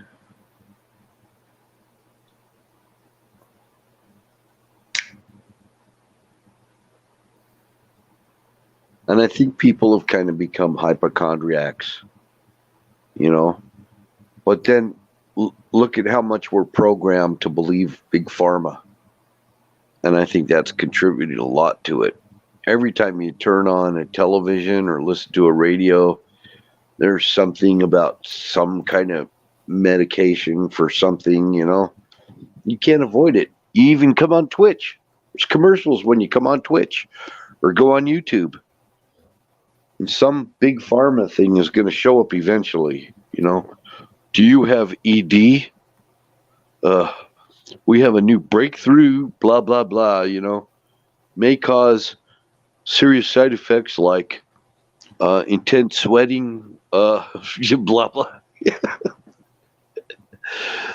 Leaky heart valve syndrome. Really scary shit. And people still, they still take these medications.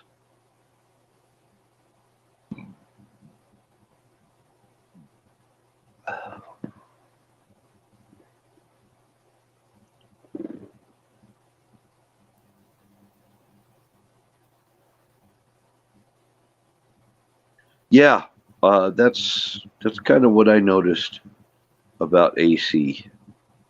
This head cold thing that I've got feels like the same kind of head cold as I've caught a lot of times from AC. Yep, that's one of the reasons I don't like running it, because it completely clogs you up. Yeah. The air tastes funny in your mouth when you're breathing. I haven't run mine in 2 years because, number one, it's super. It spikes your electric bill like almost 100%. But I do have 2 units, for emergencies. I don't even want to run it in my vehicle because gas mileage goes down. Oh yeah.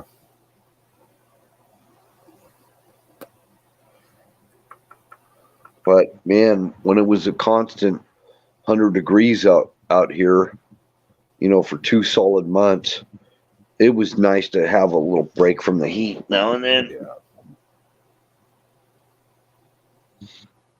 Yeah, I think we had about 2 months of 100-degree weather. Which I don't know what that is in Celsius, but Well, out by me, because I'm in the Great Lakes area, when it gets real high temp in the summertime, it's usually accompanied by real high humidity, and that's just terrible. Like if we start getting constant days and weeks of 90 degrees or more, and it's super humid, I have to run the AC. At least I'll run it at night for a couple of hours just to cool the room down enough for me to be able to fall asleep. But it's too expensive to run it like 24 hours a day. I'll spend the time outside doing yard work, or back when I was working, I'd be at work all day long. They had AC up there, so.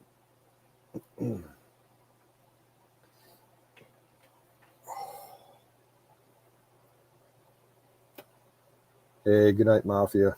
Have a good one. So how did we cope with hot summer nights? Well, we opened all our windows at night, and then in the morning, probably about just before you leave to go to work, you close your windows back up again. Yep. And that's what we did.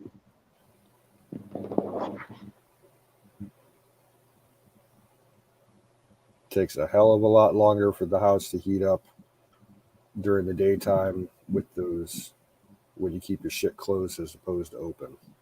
Oh yeah, and another thing that I do to try to not run the AC is I'll water the lawn. I'll run my sprinklers in the evenings. Put on the Rainbird sprinkler and start watering the lawn, and turn it off right about when the sun's been down for about an hour or whatever, and I'll have all my windows open and everything. With screens, of course. So we got mosquitoes. Yeah, window fans are good too. I'll put a fan in a window every once in a while if it's bad. Yeah, you can manage it without running AC. You can. It's not fun. Swamp cooler, that's a pretty good idea. Yeah. You can get a swamp cooler that's not really, you don't have to permanently mount it up. It's an actual window unit that has kind of one of those flexible duct that goes to the window. So you've got this exhaust going out your window, and it'll circulate, and you can, they're indoor. One of the nice things about my house, just like the actual layout of the rooms, we can basically, by using fans and keeping certain windows open and certain ones closed, we can basically make a wind tunnel through the house. And we can, like the front end of the house, I'll leave 2 windows open, and I'll run 2 big floor fans that are pumping, drawing the air in through the windows and moving it through the kitchen and the dining room to the back of the house. And then I'll have another fan around that corridor to blow it out the 2 big windows in the family room, and then one to blow the colder air up the stairwell to my bedroom, and then have the fan in the window there set to exhaust out, and it just sucks all the cooler air in the house and spreads it around. I can do it with the basement too, because the basement's always the coolest spot in the house. So it gets pretty cool at night where you live, or? It can, but also it can get real damn hot and muggy too. It just depends on the current weather system. Probably a lot like Illinois. I bet your weather, your Last year climate. wasn't that bad. Yeah. I didn't put the AC in my window last year, and I put the fan in the window like once or twice. We had a pretty mild summer last year. I was surprised. Yeah, I bet your climate is really similar to Illinois. Yeah. We get a little bit more of the colder air coming out of Canada than Illinois does, but yeah, I for the lived most part, it's right. the same. I lived right off of Interstate 80, straight south of Illinois, or straight south of Chicago. Excuse me. It was about 80 miles to Chicago. Yeah, I-80 is about a half-hour drive from me here. Yeah, so it was probably about the same climate, same latitude. Nothing but corn and soybeans. Yeah, pretty much the same here. Well, it's mostly all soy now. And I did pretty good there. I mean, I went there. I hooked up with my painters union, and they gave me a traveler's permit, and I went there on a traveler's thing and worked at nuclear plants in Illinois. I worked at Rockford, LaSalle. I worked about 3 or 4 plants there, and I worked at, before that I worked at a plant for 3 years in Florida at Turkey Point nuclear plant. Yeah. So I did a little bit of nuclear work. That was in the labor union. I went to Illinois in the painters union. I was in the labor union in Florida. Yeah, we got 2 nuke plants here in Ohio, and they're both on the Lake Erie shore. One's about 40 miles west of me, out towards Sandusky and Toledo, and the other is about 50 miles east of me, past Cleveland. And the one that's west of me, it was a huge scandal in the news about 10 years ago or so. They came real close to having like a 3 island mile type incident. There was a reactor vessel that hadn't been properly checked for years, and it had corroded itself so bad that it looked like fucking Swiss cheese. Oh wow! And they shut it down, and had the proper officials come out and repair it and everything. And I remember they showed pictures on the news of this cap on this vessel, and like the steel on it on the outside was like corroded down like 2 inches, but underneath on the inside of the vessel, the corrosion, like it took off like almost 2 inches of the steel. So there was like only like a couple millimeters worth of steel holding all that pressure in there. It would have been a bad thing. That sounds kind of familiar. Turkey Point had a boric acid leak on the reactor head, and I worked on the removal of that crust around the reactor head. I went right into the reactor. Yeah, oh yeah, in really, really unbelievable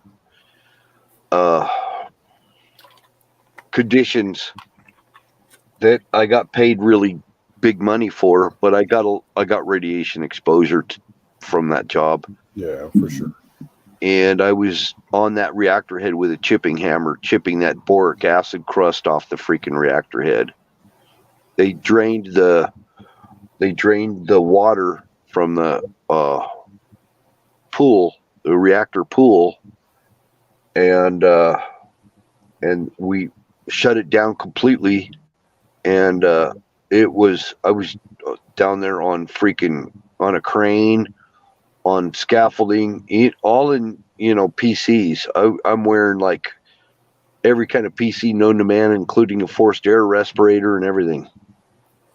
So, and the temperature in there was way over 100 degrees, really super high humidity. We didn't have fans blowing because we didn't want any airborne contamination or anything. I'm telling you, and these were like 15-hour days, 7 days a week. This was nonstop. I exceeded my dose of radiation, my allowable dose by the NRC, and it got a waiver to get more dose, so that we could get the job done. And I got pretty nuked, man. So I'm okay. I mean, nothing's happened. I didn't get contaminated or anything because I knew my shit. If you don't know your shit, you get contaminated and they get rid of you. I mean, you're gone. So that's how that works. A lot of people try to pass the testing and stuff, because they do a lot of classroom testing and everything before you even get a card that allows you into the high radiation areas. So a lot of people try and fail. We had about a 50% washout of people just not being qualified, not mentally qualified or anything to be able to work in there.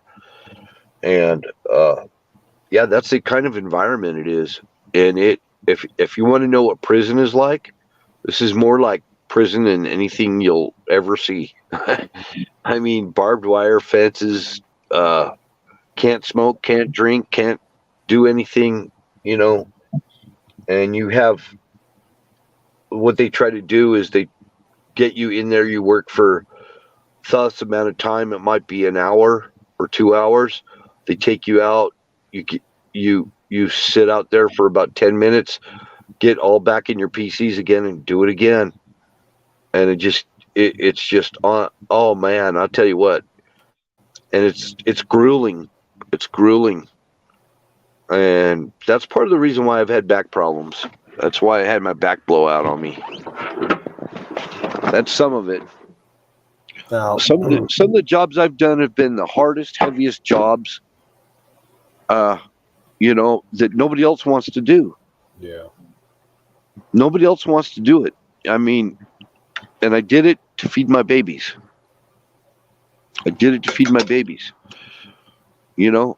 I've had shit shoveling jobs. I've been a janitor. I've washed dishes in restaurants. I've worked as a baker for, I was a baker for a while. That was in my teenage years. Worked in machine shops. I've done all kinds of stuff. So, and that was because I did those kind of jobs nobody else wanted to do, because I didn't qualify for the higher paying, better jobs, sitting on my ass or whatever. And I just didn't want to do things that were sedentary. I never was a sedentary kind of a person. Now I kind of wish I was, because I wouldn't be hurting like I am. Now, I remember my father was a factory worker for most of his life. Mostly, he was doing some lathe work and like automated milling machines and secondary milling machines. But he also was a plater. He worked primarily in plating for quite a few years. And I remember him telling stories about how certain jobs that he was running at these factories, especially where they were doing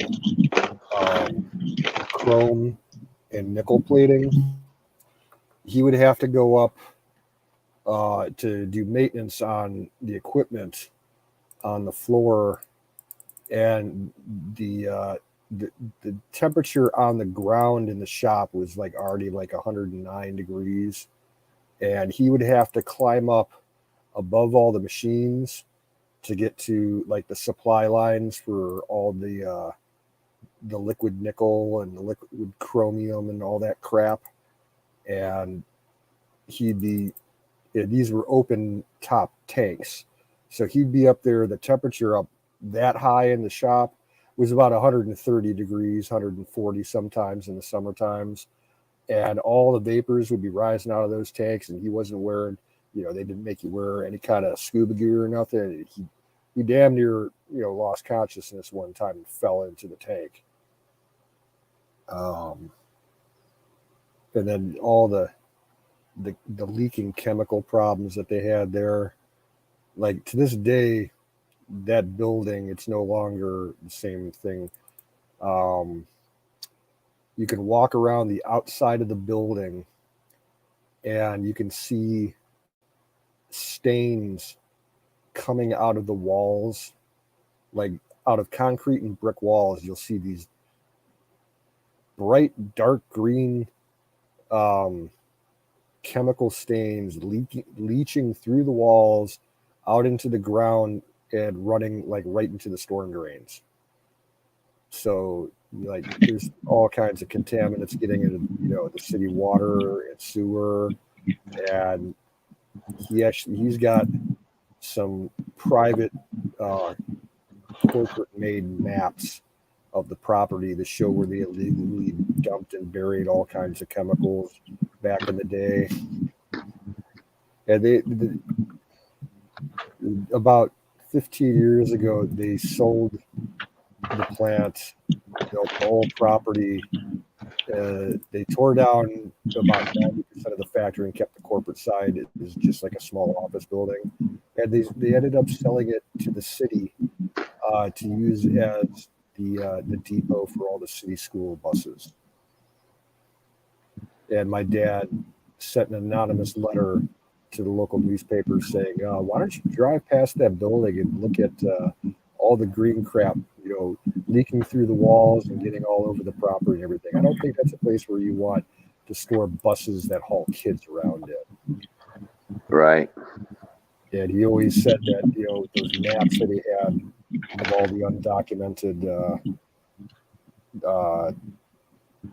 basically underground storage sites, that was his last card up his sleeve to go against corporate when he was, they tried to fire him and everything. But Excuse me.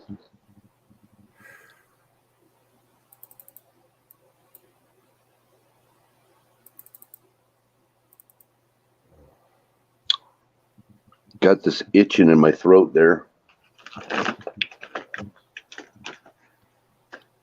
Reminds me of a paint company we had here that they'd been manufacturing paint for a really long time. I mean, I really liked their paint. They went out of business. I think it was owned by the same family as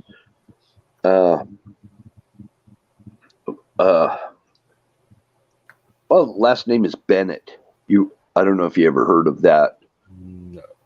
The last name Bennett.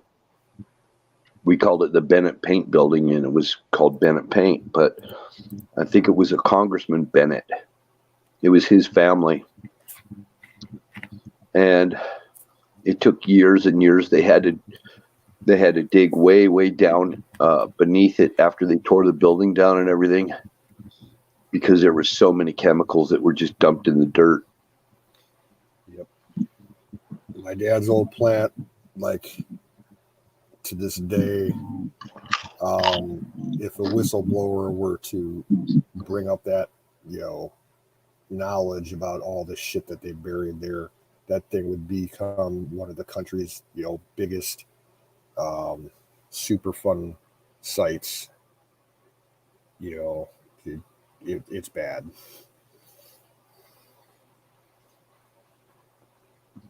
Yeah, I'm sure you've got a lot of factories and stuff that put mercury in water and everything out there.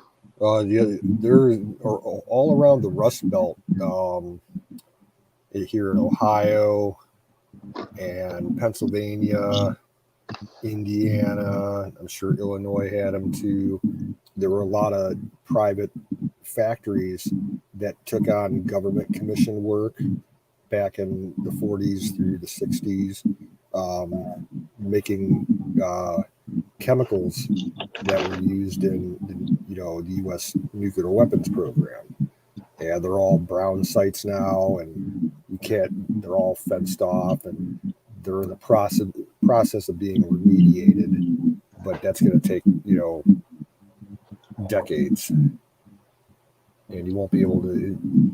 They have to truck out all the materials, dig out all the bad dirt, and then basically fence it all off, and it's sterile, brown zones for God knows how long. You won't be able to do anything with it. Years.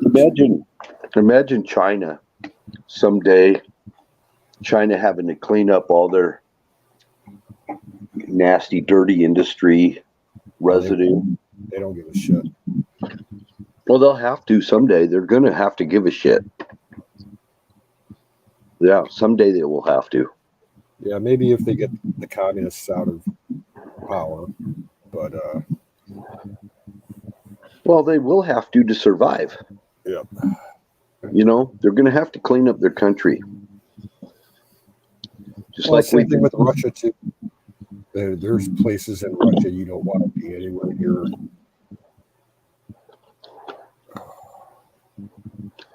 Well, Chernobyl, for example. There's no hope for Chernobyl. They're going to have to go back there in the next 10 years and start a whole new containment dome on that place, because the one that they built about 15, 20 years ago, it's already failing. Yep. I heard that the radiation levels are starting to rise around there again. Well, especially since when Russia went into Ukraine, the first couple of weeks of the war, they went to Chernobyl and they started fucking around, and they were digging trenches and exposing contaminated soil to the air. And they were going through a bunch of buildings, opening up shit that they shouldn't have touched. They basically fucked it up again. Kind of like a scorched earth type thing. Sounds like it. But yeah, they have like areas out in the middle of the nowhere where they used to do bomb tests and stuff above ground, kind of like the test area in Nevada. And there's limited road options to get through the region, so they plan the highway system to run straight through these things. And when you enter that particular area, the signs all say no speed limit, drive as fast as you can. Yeah.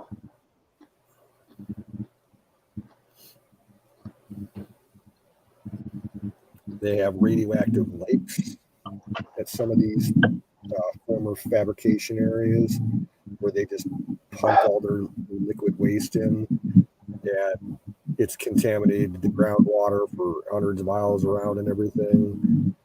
And then you got like the old ship, basically graveyards for Navy and commercial vessels that had nukes on them. They just dump them, even with the reactors still in place. They don't recycle them or do anything like what we do.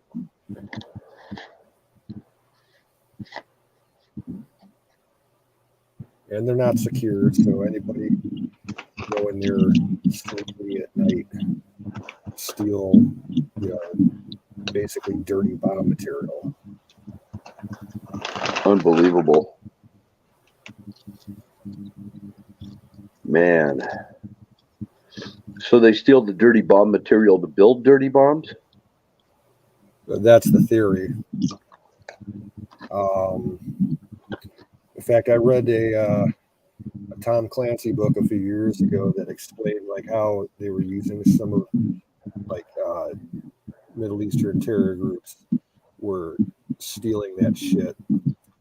And one of the plots that they were using on the north coast of Russia, in Siberia, right on the coastline with the Arctic Ocean.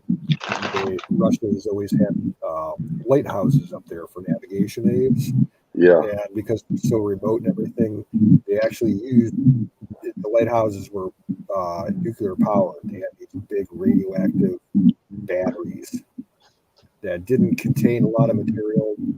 That was the material that wasn't super hot radioactively, but there was a ton of it because these batteries weighed like a ton each.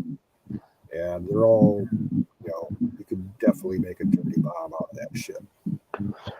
I think it was during the Clinton era, they were actually selling uranium to Iran. Yeah. Do you remember that? The uranium. Yeah. Yeah. I wonder how much more than just that, like spent plutonium fuel rods and things like that were actually sent to Iran so they can enrich their nuclear capabilities. Clintons were doing some dirty shit on that too, and they were never were accountable for it. Well, there was a project that was started back in the 90s, I think, where it was part of the International Atomic Agency, combined with a bunch of university researchers from around the world. They went to this one site in Russia that was actually like a launch center for missiles. Yeah, they actually had a fabrication manufacturing plant for nuclear material, like basically within the same compound as the launch area. Kind of like the Baikonur Cosmodrome that they shoot all their space station bound shit to. And this plant, like, they did this year-long investigation where, trying to make the numbers, match up from what the Russians said that was still left on site as to what really is left on site. And they've so much crooked paperwork and shit. Basically, like, for about 20 years, anybody could walk into this place. Like, they didn't even have fences around certain parts of it, so they could just drive, a 4x4, through, the prairie or whatever it was out there, and they were getting dirty bomb material, spent fuel. They actually got some fucking warheads that hadn't been, decommissioned and stuff. This shit went on for like 20 years. And Russia all disavows it and everything, of course, but yeah, it happened. Yeah, Ragged, we got two-headed people around here too. Not just dogs and cats. There's freaking two-headed people.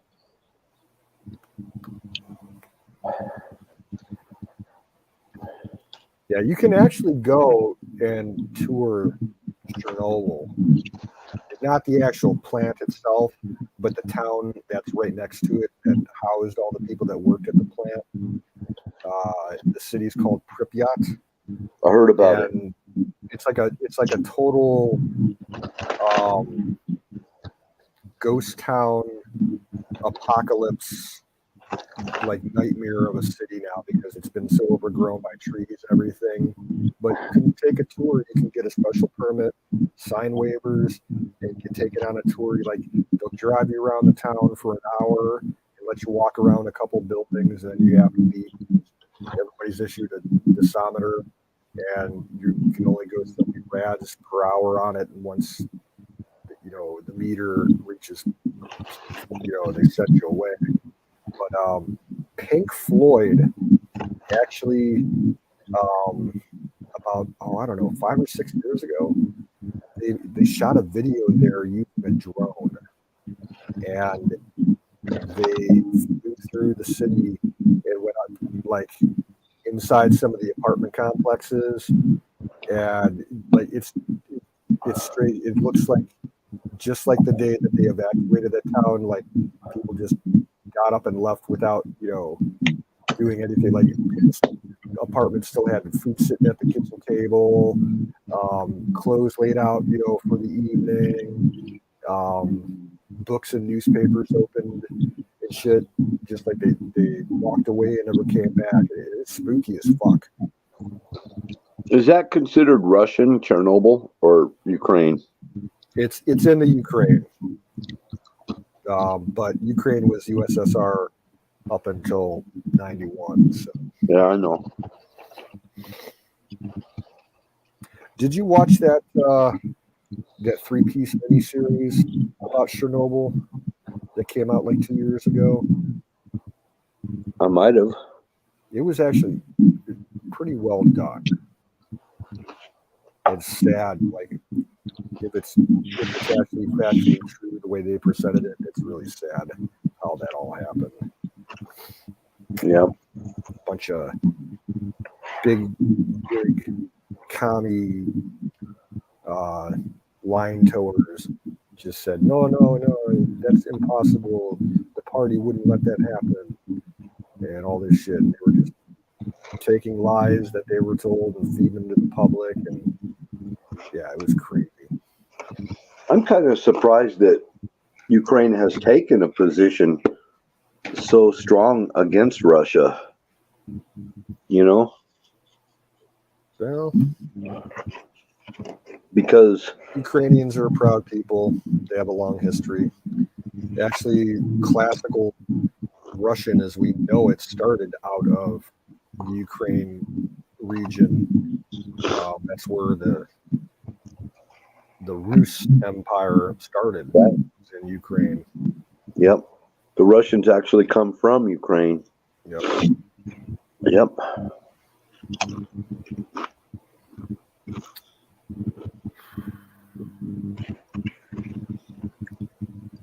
So ethnically, they're pretty close. Yeah. Ethnically, I would say the majority are Slavic, mixed with Cossack and Tartar blood. Yep. And then you get some other European countries in the mix from like the last 200 or 300 years, like Germans and Poles and Slovakians, and Belarusians, Finns.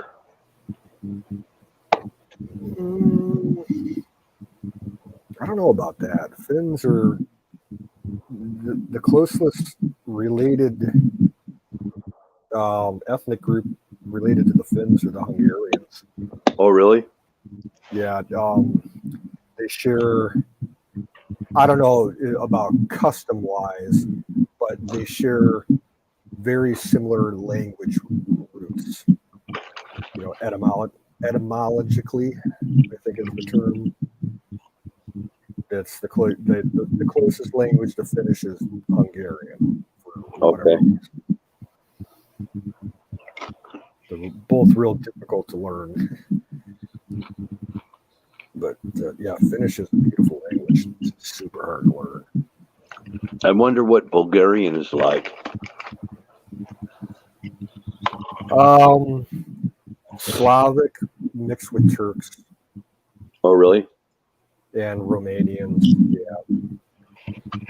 Bulgarians, at least during the Cold War, and when, as long as the USSR was in control of Bulgaria, like they were always known as like the go-to people when you wanted proxies to handle your dirty work. Yeah. If you wanted to do some extrajudicial killings off the books and not get caught, you'd hire like Bulgarians. But there's a Bulgarian plant that makes all the rifle barrels for every AK made. Yeah, that wouldn't surprise me. All the Polish AKs, the Russian ones, Romanian ones, all come out of the same plant in Bulgaria.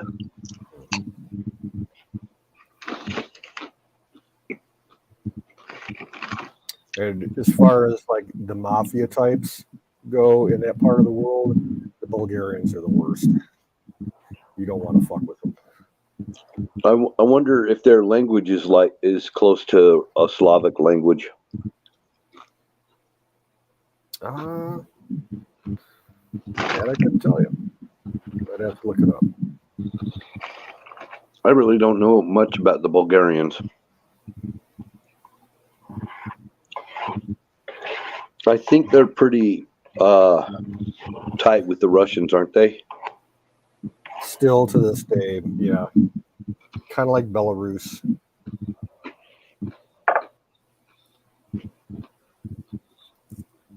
Yeah, Belarus. I didn't even know Belarus existed until the 2002 Winter Olympics, when all these guys from Belarus showed up.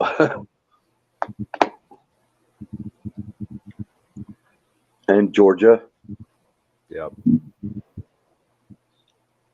A lot of top-notch Olympic skiers and Olympic sports people come out of that region.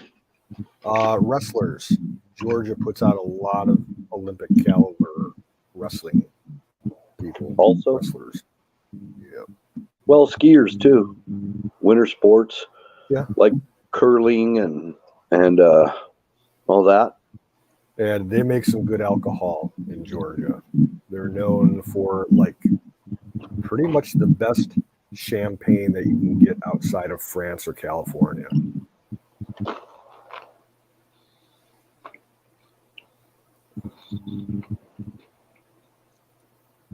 I remember when Georgia was asking for our help, and Putin was on the outskirts ready to invade them. Yeah. And that was when the whole Caucasian wars were going on with Chechnya and Ossetia and one or two other little satellite states in that area. Oh, yeah.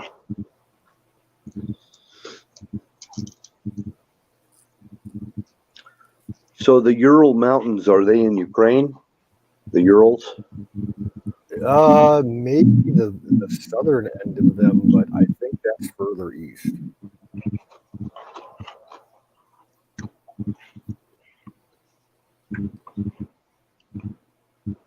There's the Caucasus and then the Urals. Yeah, I think Ukraine. Yeah, I don't think they have the Urals out there. The Urals are like west of, or east rather, of Moscow by a few hundred miles. Like back in World War II, because the Russians were getting hit so hard by the Germans as far as like on their manufacturing base for factories for war productions, the Russians actually moved a good percentage of all their armament factories and war production plants to the other side of the Urals as a natural protection against the Germans, because they didn't think that the Germans would go that far east.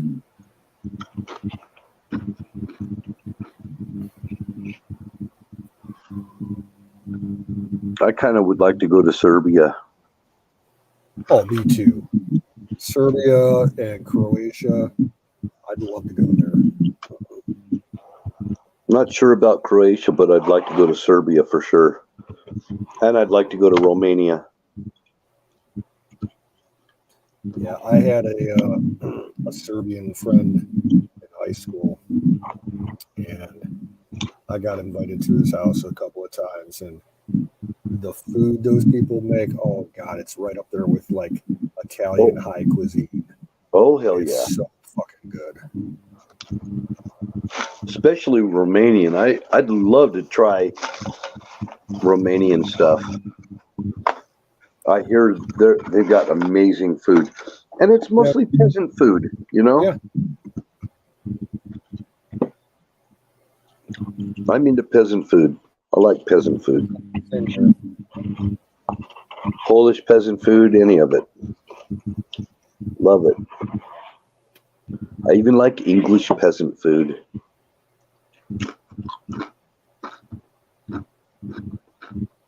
Yeah, classic full English breakfast. That's just delicious. Just simple down home shepherd pie or some kind of thing, you know. I'll even try blood pudding if what Ragged says is true.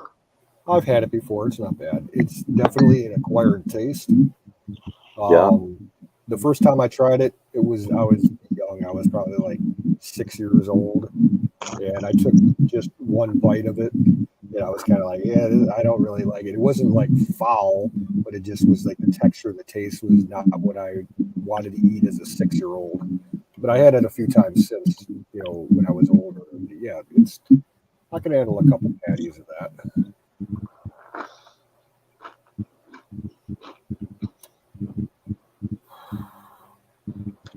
Yeah, I heard Lithuanian food is good too.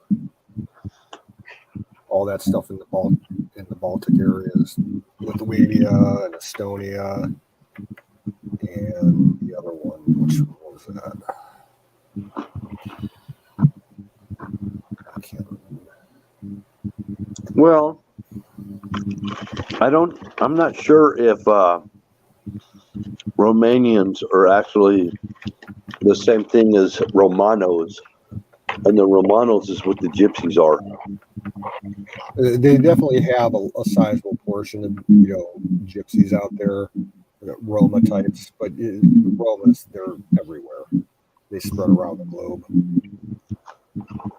There's a lot. We used to have Romas around here. They would show up every year at our county fair. They'd have their own little parking area at the back end of the public parking lots where they would set up their wagons and everything.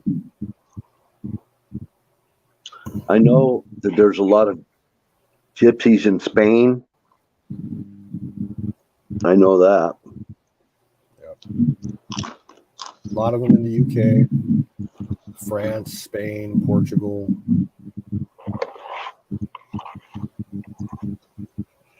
Oh, in the UK too? Yep. Hmm.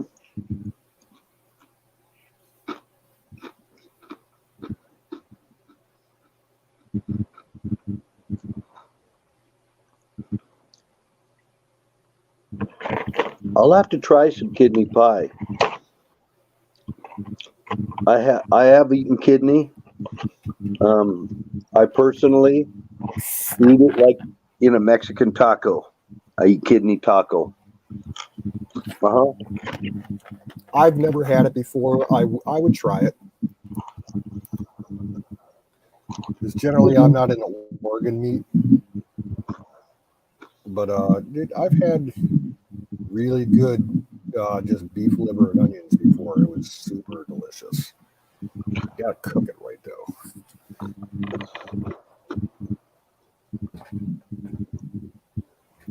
It was spiced up to the point I didn't even know I was eating kidney. Yeah. My brother-in-law made it, and he's like, "Try this," and I had it, and it was good. And in the middle of it, I asked him, I said, "What kind of meat is that?" He says, "It's kidney." Yeah, I remember when I was about 5 or 6 years old, my mom one day, I guess she was low on money, and when she went to the grocery store, she bought some liver instead of some ground beef, and she made liver and onions for me and my sister. She didn't tell us what it was. And to me, it looked like a steak. And I'm like, I ate it. I'm like, that's some funny tasting steak. Well, she's like, oh, it's not steak, it's liver. I'm like, oh, so that's what liver and onions is. And I ate, what she served me. And then a week later, she tried to push tripe on us. And I saw it in the refrigerator before she could, get started cooking. I'm like, there's absolutely no way you're going to cook that up and I'm going to eat it. I'm like, nope. I'll go to bed without supper. I'm not eating that. It just looks so disgusting. Well, I got mad at my mom. She made a tongue roast one time, and I said, I do not want to eat this. I don't like it. It doesn't look right. It doesn't move right. Yeah, I would try it once. I saw those Just big blood shits and vessels and giggles. stuff. She sliced it crosswise and made it into sandwiches. And I'm like, okay, I'll try it, whatever. And I saw those big blood. I'm trying to pick out these blood vessels. I didn't want to eat them. And then I could see the taste buds on it. And that really bothered me. Yeah. But I got over it. And I eat it all the time. I'll eat it like hell now.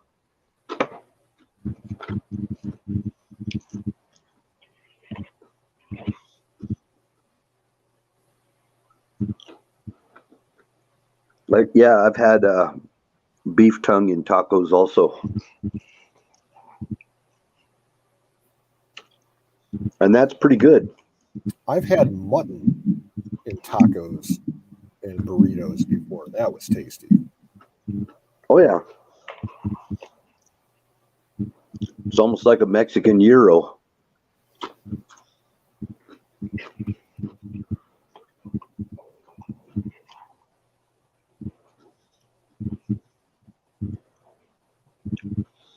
Well, there's something I really like, and that's goat meat. And that's, I've had the goat meat tacos, way good. Yeah, I've had goat kebabs, goat gyro. I've had it was goat meat with rice and a couple of other vegetables that was actually cooked inside the goat's stomach. Oh, yeah. Because they just use the stomach as, like, you know, a vessel to, you know, cook the stuff in, and then you cut it open and dish it out. Sounds like haggis. Oh, it was fucking delicious. It was They good. did the same thing with lamb too. Was it good?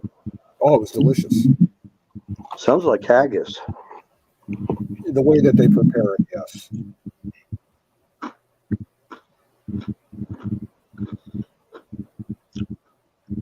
Well, everything I've heard about haggis, I've never eaten it.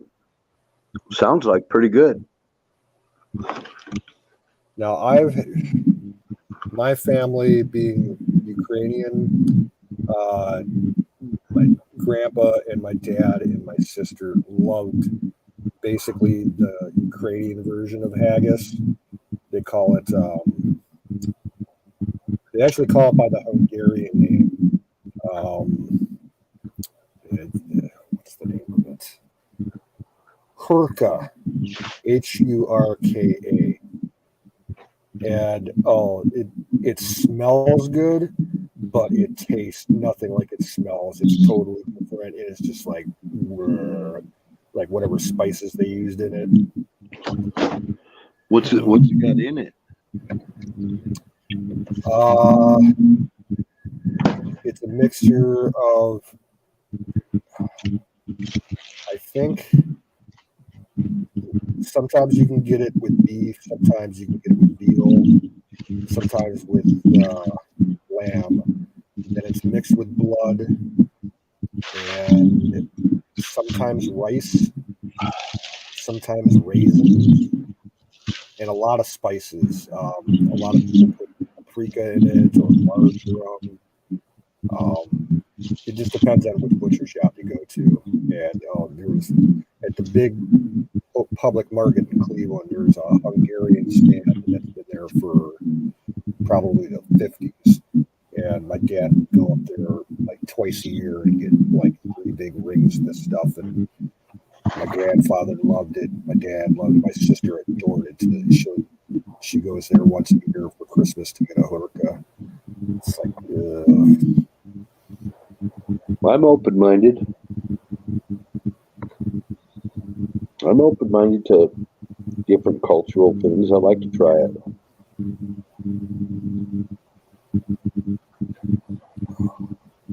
But doesn't mean I like everything that I try. Exactly.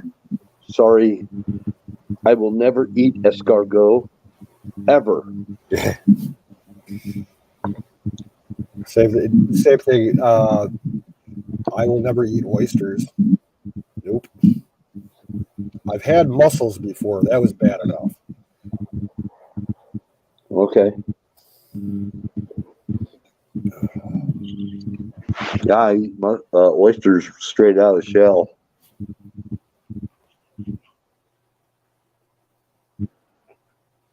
Straight out of the shell, raw. With Tabasco on them. That's how I like it.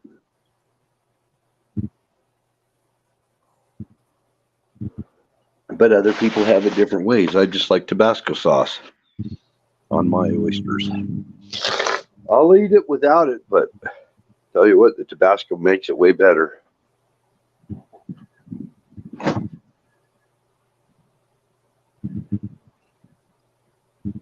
And the other thing that I will never eat is that Scandinavian dish that's basically pickled fermented herring. It goes by different names in different countries. I think one country calls it lutefisk. Oh, I love that. I eat that all the time. Yeah. Yeah, I love that stuff. I buy it at the deli. I'll get herring and wine sauce. Herring steaks and wine sauce. Oh, heck yeah, man. I guess I just was willing to try it in order to like it, you know? Sometimes you got to be willing to try it in order to like it.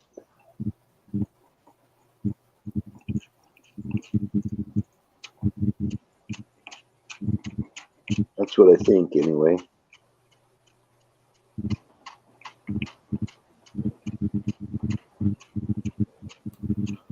Like I wasn't really willing to try chitlins. I really wasn't, because I knew what they were. Yeah. And I had some fried chitlins. They were so good. I'm like, I know now why so many people eat chitlins. A lot of people that know what they are and won't touch them.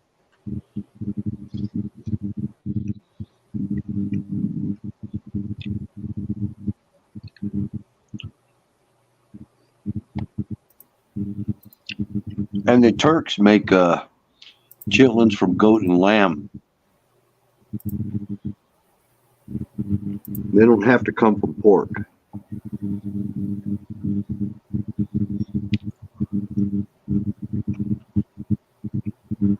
And I had them street food, chitlin street food.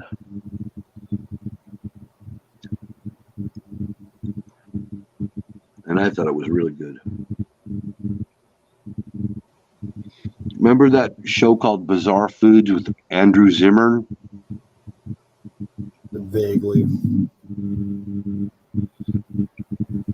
I haven't seen anything about him lately. I'm sure I could probably Google it and find out if he's got any recent stuff that he's doing. Now, there's a channel that I discovered late last year, and I've been watching it quite a bit for like the last 6 months. It's called just Outdoor Living on YouTube. And it's this guy who lives in Azerbaijan, and he has a small little farm outside of a village, like way up here. He's like up in the mountains, so it's gorgeous where he lives at. And he does all kinds of old-fashioned peasant food type setups. Yeah. And all like lamb and goat and beef and pork and fish and chicken, and all done like traditional Azeri style cooking. Oh, his setup is so awesome. He's got a water well that powers a paddle wheel that powers a rotating spit for cooking like gyro style stuff, and he's adapted it in so many different ways, and he lives off the land, and he'll just take a trip and he'll walk up a couple miles into the mountains and build a fire and cook stuff that he packed all the way up there, and it's great. It's called Outdoor Living.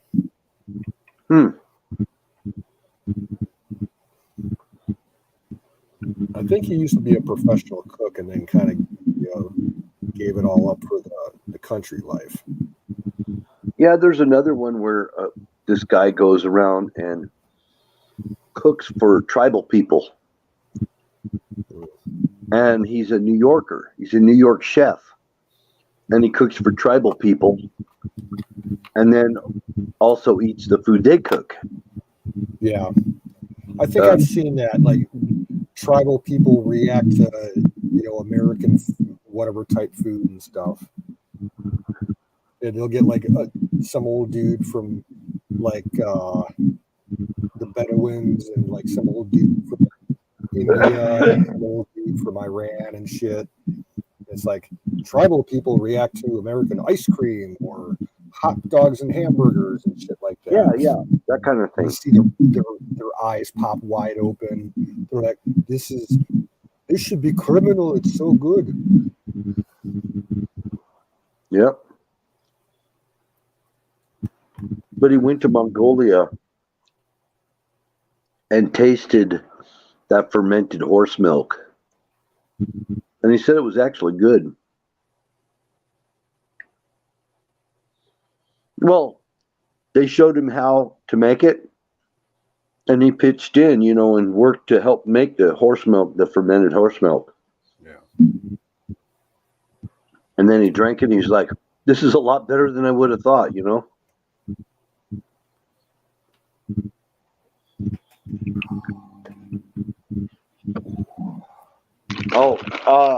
I think what the one thing that he did, that he was cooking for the Mongolians, Korean food.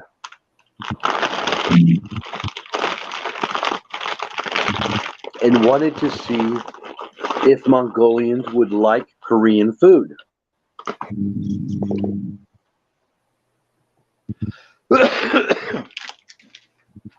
And went to some Korean market. I think it was in the main city of Mongolia. I don't know what the name of the city is off the top of my head, but he went there and he found a place that he could get Korean food. And he said it was very sparse. There wasn't much to choose from, but he got whatever he could. And to try to introduce Korean food to Mongolians.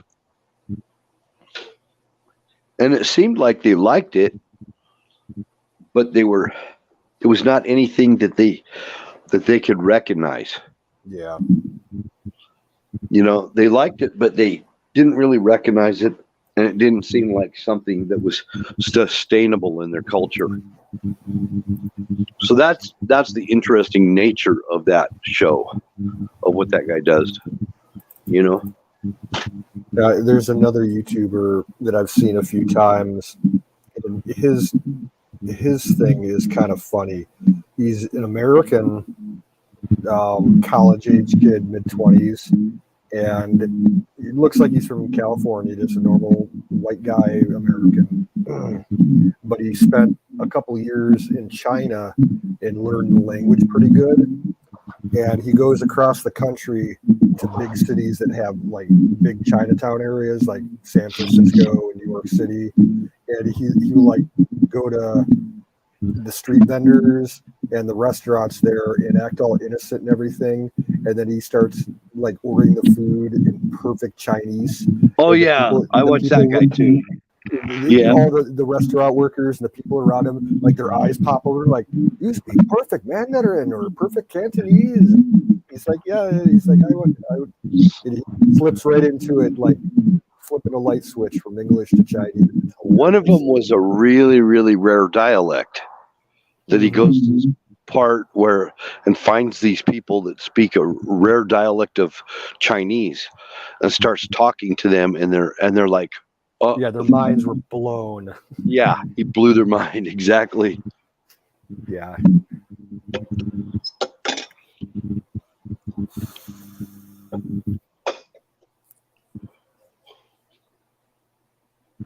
Yeah, that was pretty cool. But he does other languages. He'll do other language experiments. He went to a reservation and was speaking Navajo reservation and started talking to everybody in Navajo. Same guy. And they were just surprised. Surprised that there's some white guy that speaks fluent Navajo, you know? Yeah. I don't know how he can do it. I just don't know. I wish I could learn languages like that. Maybe I can. I just don't know how. It's a genetic thing, I think. Some people are just mentally preconditioned to be polygons. And yeah, I wish I had it too. I pick up languages, but the way I do it is by immersion learning. Yeah. So Totally different than book learning. because you're not going to learn it in a classroom. You literally, to speak Spanish, you literally have to go to Mexico and live in that environment for at least a good 4 months before you can speak fairly decent conversational Spanish, and it will be a Mexican Spanish. And then when you go to another country, you're going to find out that a lot of what you learned in Peru or Nicaragua or wherever, you're going to learn that your Mexican Spanish is kind of hard to communicate sometimes. Yeah, like if you were to go do that, like South American style Spanish, and then say go over to Europe and go to Spain, the Spanish people there would probably like give you funny looks. Just like anybody that speaks French that's up in Quebec, if they go up to France, like the French people will like be really rude to them because they think they're butchering the language. Well, you know, dialect, I guess. For a very long time that I remember, they used to be Mexican bullfighters that would compete against the Spanish bullfighters. And the Mexican bullfighters would go to Spain to compete against Spanish bullfighters. And they would gain fame and popularity for being a really good bullfighter. And now neither one of the two countries does bullfights anymore. No, I think they still do it in Spain. They have the running of the bulls. I don't believe they have bullfights anymore. I used to watch the bullfights on TV as a kid in California. Bullfights are done. And Mexican culture, the bullfights were actually, I mean, they originated in Spain, and a lot of people, they're just like, it died out in Mexico. Well, according to Google, it is still legal in Spain, and it's legal in France, Portugal, Mexico, Colombia, Venezuela, Peru, and Ecuador. But there's certain municipalities and areas in Spain where it's illegal, but you know that varies state by state. Yeah, and it used to be televised. Mm-hmm. And it was a big thing. It was beautiful to see the bullfights. It was beautiful.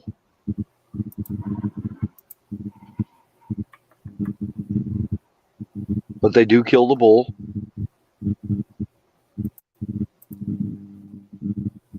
And then the restaurant next door serves Los Huevos de Toro Grande, the balls of the bull big.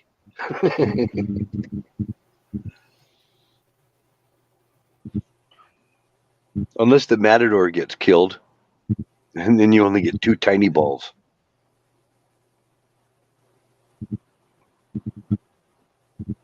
Oh, you speak Cockney. Cockney. Cockney. Yeah, I think Cockney traditionally was an accent that was only in a small area in, I think it was outside of London, and you'd only be considered Cockney if you lived within listening distance of a certain church that had a special bell. Oh, really? Yeah, but it spread way far out. Yeah. I thought it started out from dock workers or something in outside of London. That's what I thought. I don't know.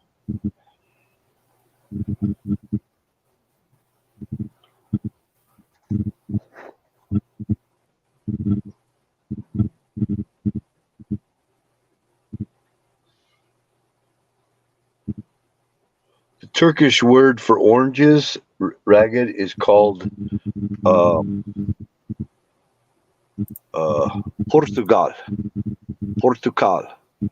That's what. That's how you say orange. I think because the Turks might have gotten their oranges from Portugal.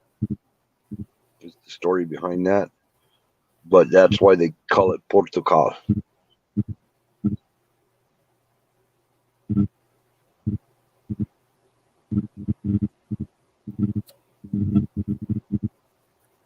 So if you want an orange, you have to ask for a Portugal. That's another place I'd like to see. I'd love to see Turkey sometime. Turkey is a beautiful country, wonderful people there. Bika Yobadi, that's who it was. Bika, yeah. Bika We haven't Yobadi. seen him in, it's been close to a year, I think. Yeah, I hope he's all right. Yeah, same here. I think he's near Istanbul. And Florida Explorer, he's got roots in Turkey also. He says he's been to Istanbul. Yeah, he does kind of look Turkish. That heavy beard. He's Armenian, but Yeah. he's got some roots in Turkey, I think. Now we used to have the town I lived in where I went to high school, just down the street, like maybe 5 or 6 houses from me, there was an Armenian church, and they were Seventh-day Adventists. Yeah. They were some strange people. They did not associate with anybody else other than their own little community. They were strange. Okay. Ragged wants us to go back to talking about Spain and not Turkey. So, what else about Spain? Ungodly hot in the summertime.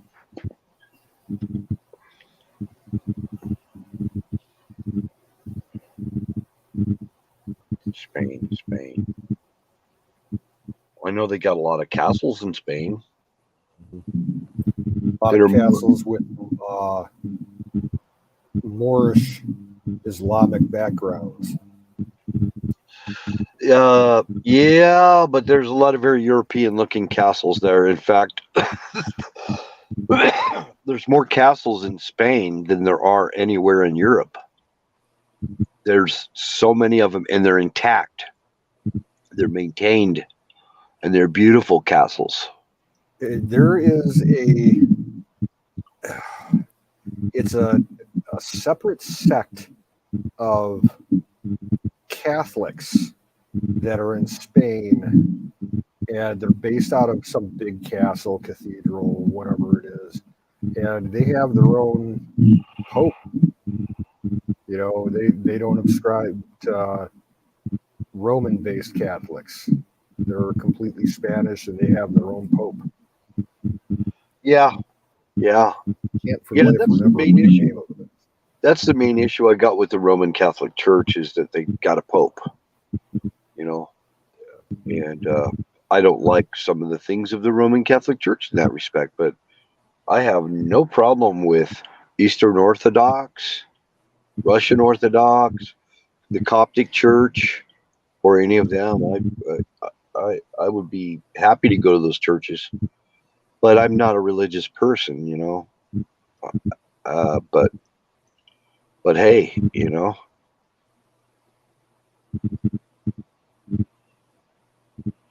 and I tried to go to a.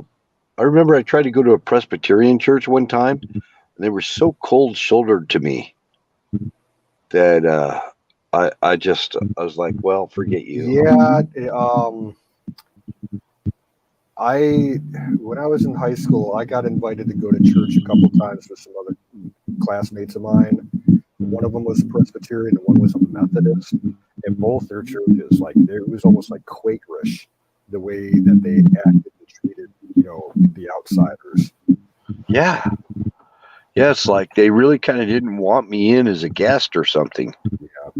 And even as a guest, you know, just kind of cold and not very receptive. So I was like, forget that noise. Not all churches are like that. There's a lot of churches that are really nice people and everything.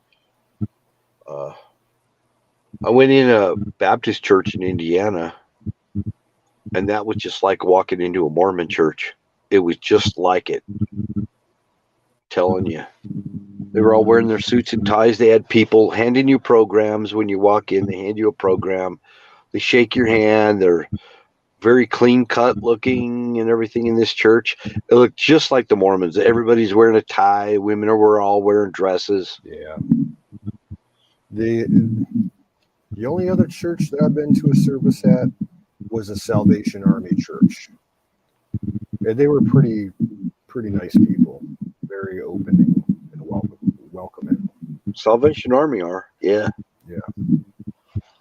They gave my family, you know, more help than any other agency when we were kids, you know, and money was tight, you know, United Way and all that other government sponsored bullshit. They don't compare nothing like the fucking Salvation Army. That's why I always donate in the holiday season when the kettles are out. Sure. Yep, they do help a lot of people.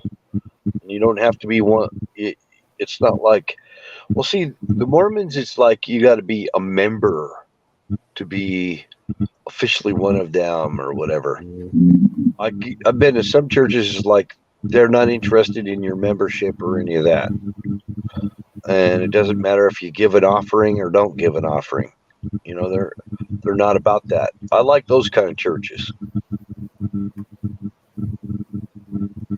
I remember in my high school days, that was, you know, mid to late 90s, there was this huge wave of new non-denominational churches that opened up in our area here in Ohio. Just new age, born again Christian, but not affiliated with any, you know, major branch of Christianity. And it was mostly for yuppies and yuppie kids. And I felt extremely uncomfortable.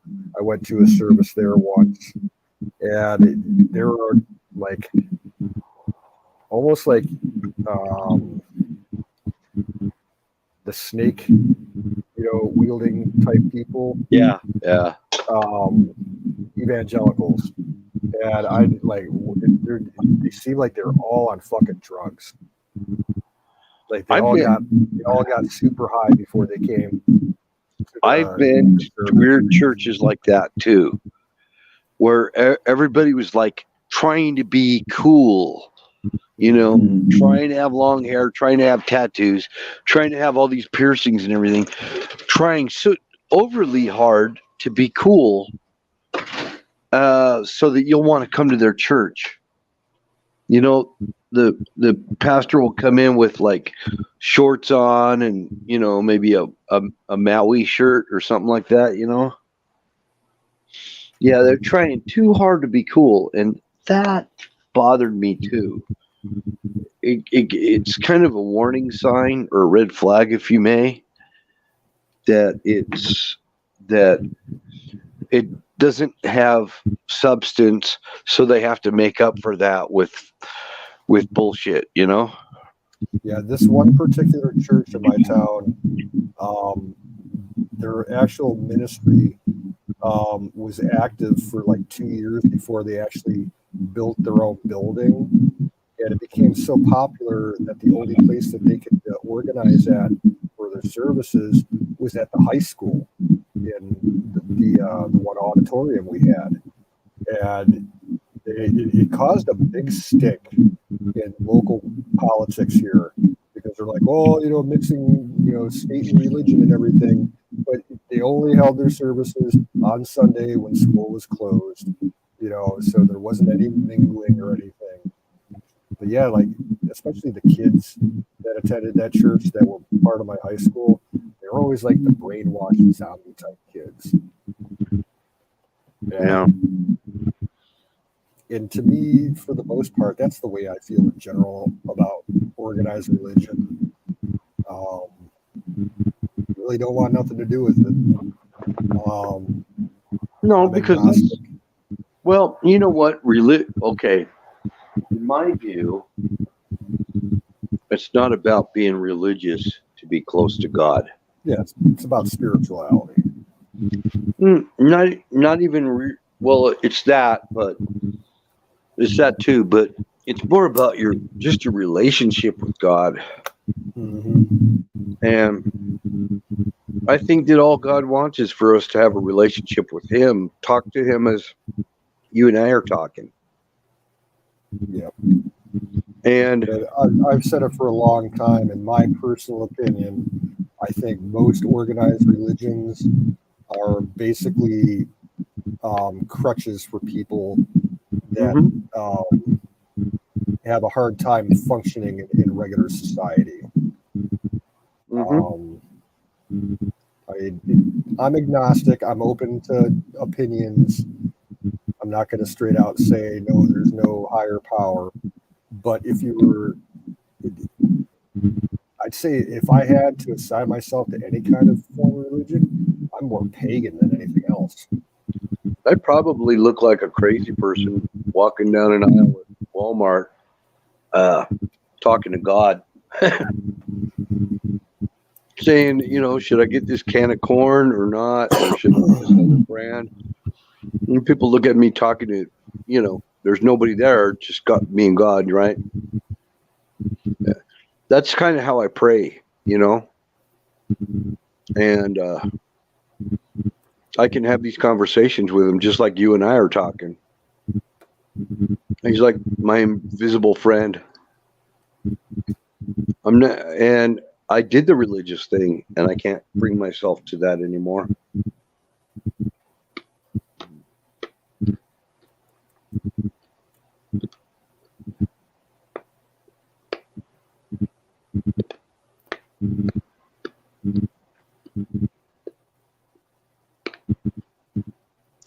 And Christians are so good at alienating people, especially when they try and put on some pretentious act or something that they're not.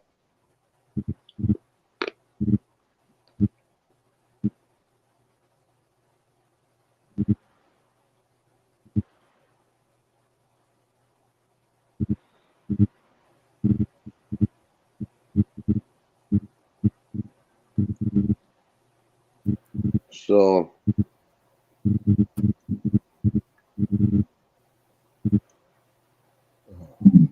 oh yeah, you like that Odin stuff? Yep. You consider yourself an Odinist? Pre-Christian Norse folklore type shit. Yeah, that's my thing. Yeah, Well, that's still religion. That's still religion. But I get where you're coming from on that. a lot of people have gone away from mainstream religion and try to get back to their roots, because a lot of people feel like this Judeo-Christian thing was a control thing, you know? Yeah. I There guess. is some truth in that. It's like, look, when the Roman Empire, came into effect, they that was still paganism. And then when they had the big purge, especially like east of there, like in the Eastern Roman Empire, in Istanbul, Constantinople, when Christianity arrived, basically the early Christians just adopted a lot of the pagan, symbols, festivals, holy days, and just transformed them into, Roman Catholic style. It was Constantine. It was Constantine. Was standardizing Christianity.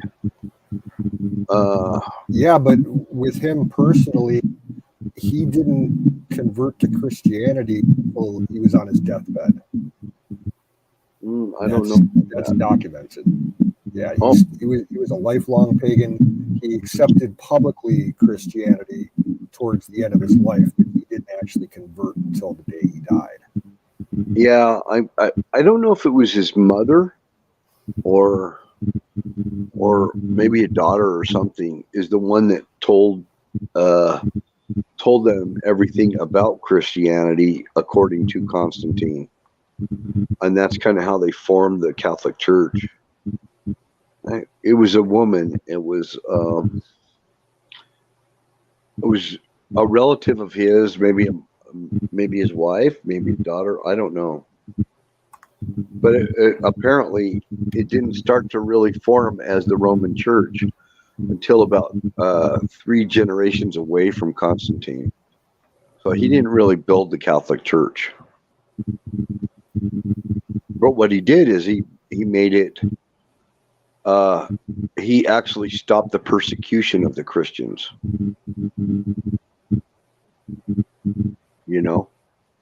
Yeah, I don't think Roman Catholicism, because before that they were throwing Christians to the lions and in the Colosseum. I think as far as the history of Roman Catholicism goes, I don't think it reached Rome actually until the Coptics were able to smuggle it out of the Middle East to get to Rome.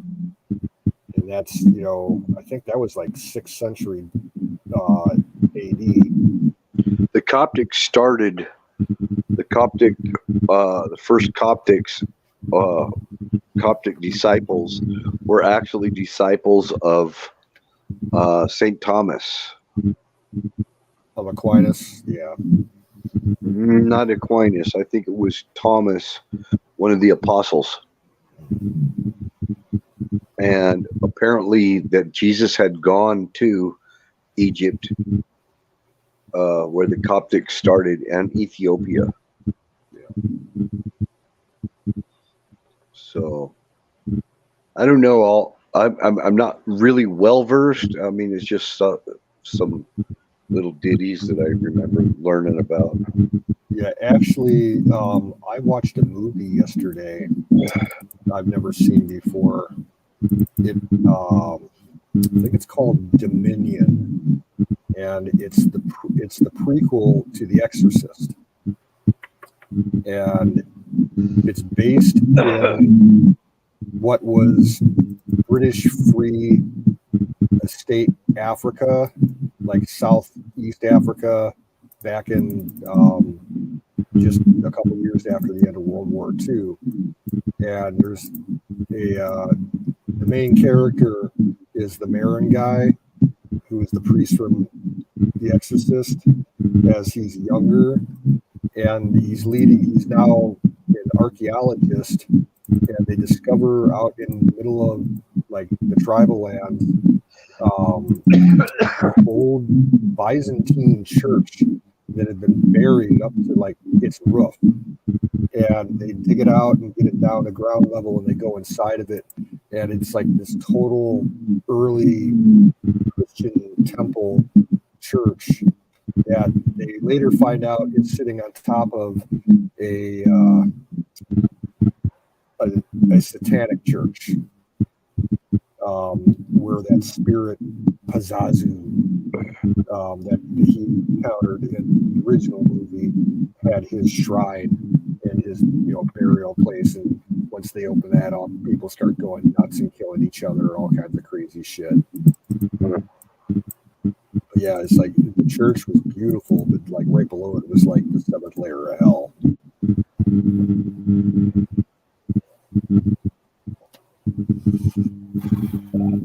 Well, I don't just believe in God. I believe God. I believe in the Bible, and that's it. I don't believe in any church or religion. So that's where I stand. Yeah, that's perfectly fine with me.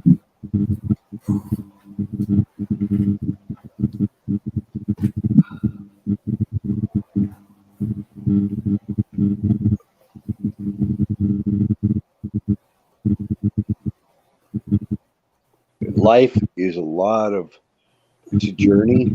It's a life journey, and I guess we all are going to end up somewhere.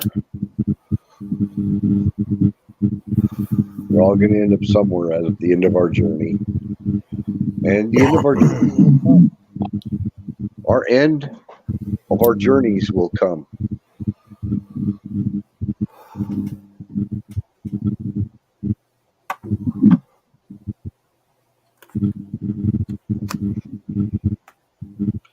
Yeah, there's some lurkers out there, I'm sure of it.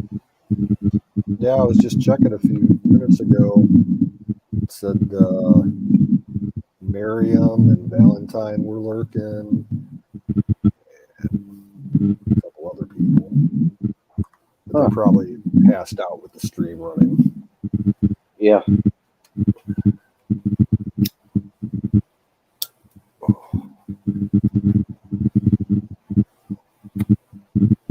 I don't know. It's about 10 minutes to 3 o'clock. I think in about 10 minutes I'm going to shut down.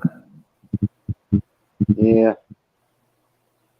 I'm kind of sitting here with my eyes closed right now.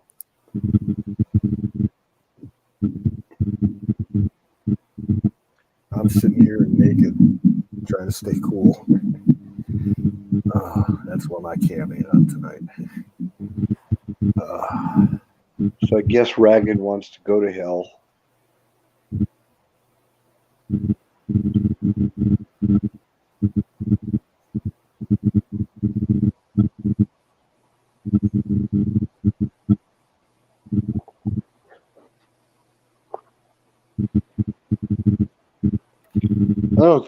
I don't think regardless I wouldn't want to go to hell, you know. I just want to let God reveal himself to me. Let God reveal himself to me, as you know, and which he's done. That's why I believe. So nothing could change that. I just hope that it's not like reincarnation, like especially the way that the Hindus view it, No, and the Buddhists. Because like, yeah, you can be reincarnated. You know, if you believe in like Christianized reincarnation, you'll come back as another person. Yeah, that's all fine and good, but I don't want to come back as like a snake or a rat or some low life form. And according to the Hindus and the Buddhists, that's possible. Yeah. Yeah, don't bring me back as something non-sentient.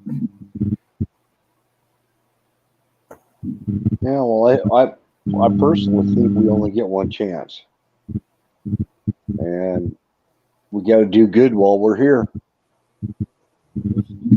Do good while we're here, because.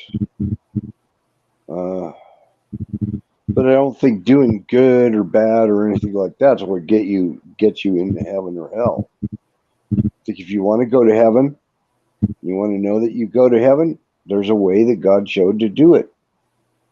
And if you don't want to, well, I mean, it's one or the other. I don't think there's a limbo or, you know, I did come out of Mormonism and was baptized Catholic, had to go to catechism and an adult version of it.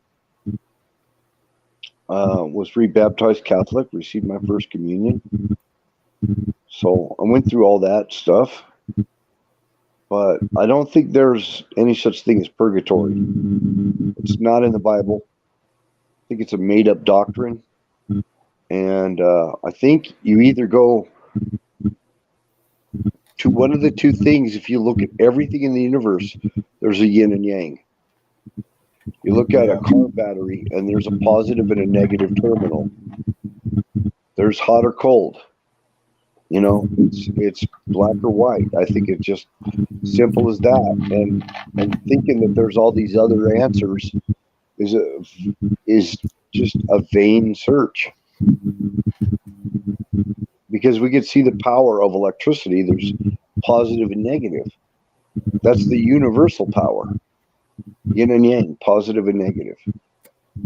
You go to the dark side or you go to the light side. And that's where we go when we die. And I don't think it's any more complicated than that. I think humanity has likes to try to complicate things because they invent shit as they go.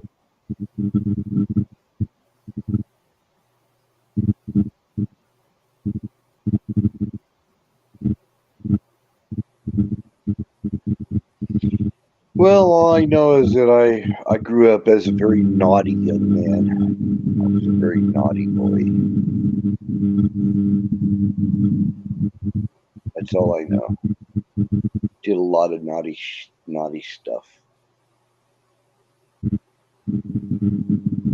I had to really work at it to learn how to be nice.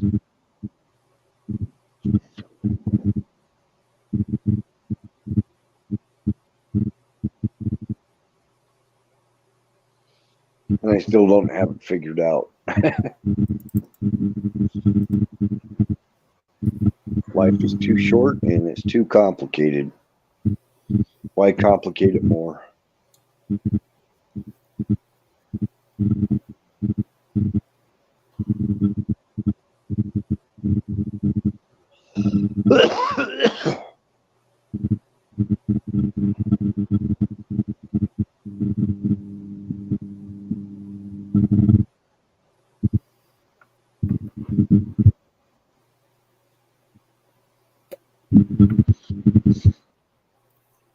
Yeah, I do feel a bit better. I just have this itching in my chest, you know. Makes me cough. Feels like I need to cough up some phlegm or something, but it's just dry. Yeah,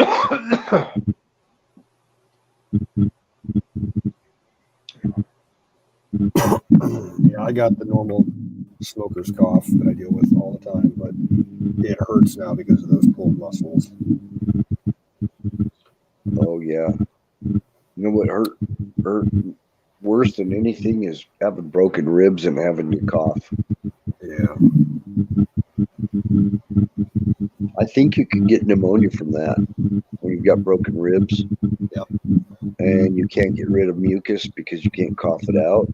Yep. You get a bacterial infection. Yep. Oh my gosh, I've had so many rib fractures.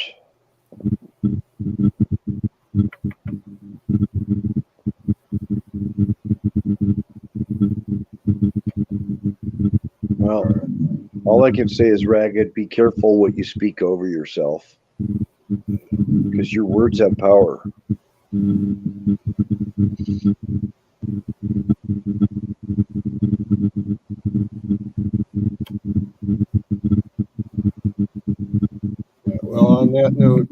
to shut things down here. It is just about 3 o'clock. All right. Have a good night. Yeah, thanks for sticking with me.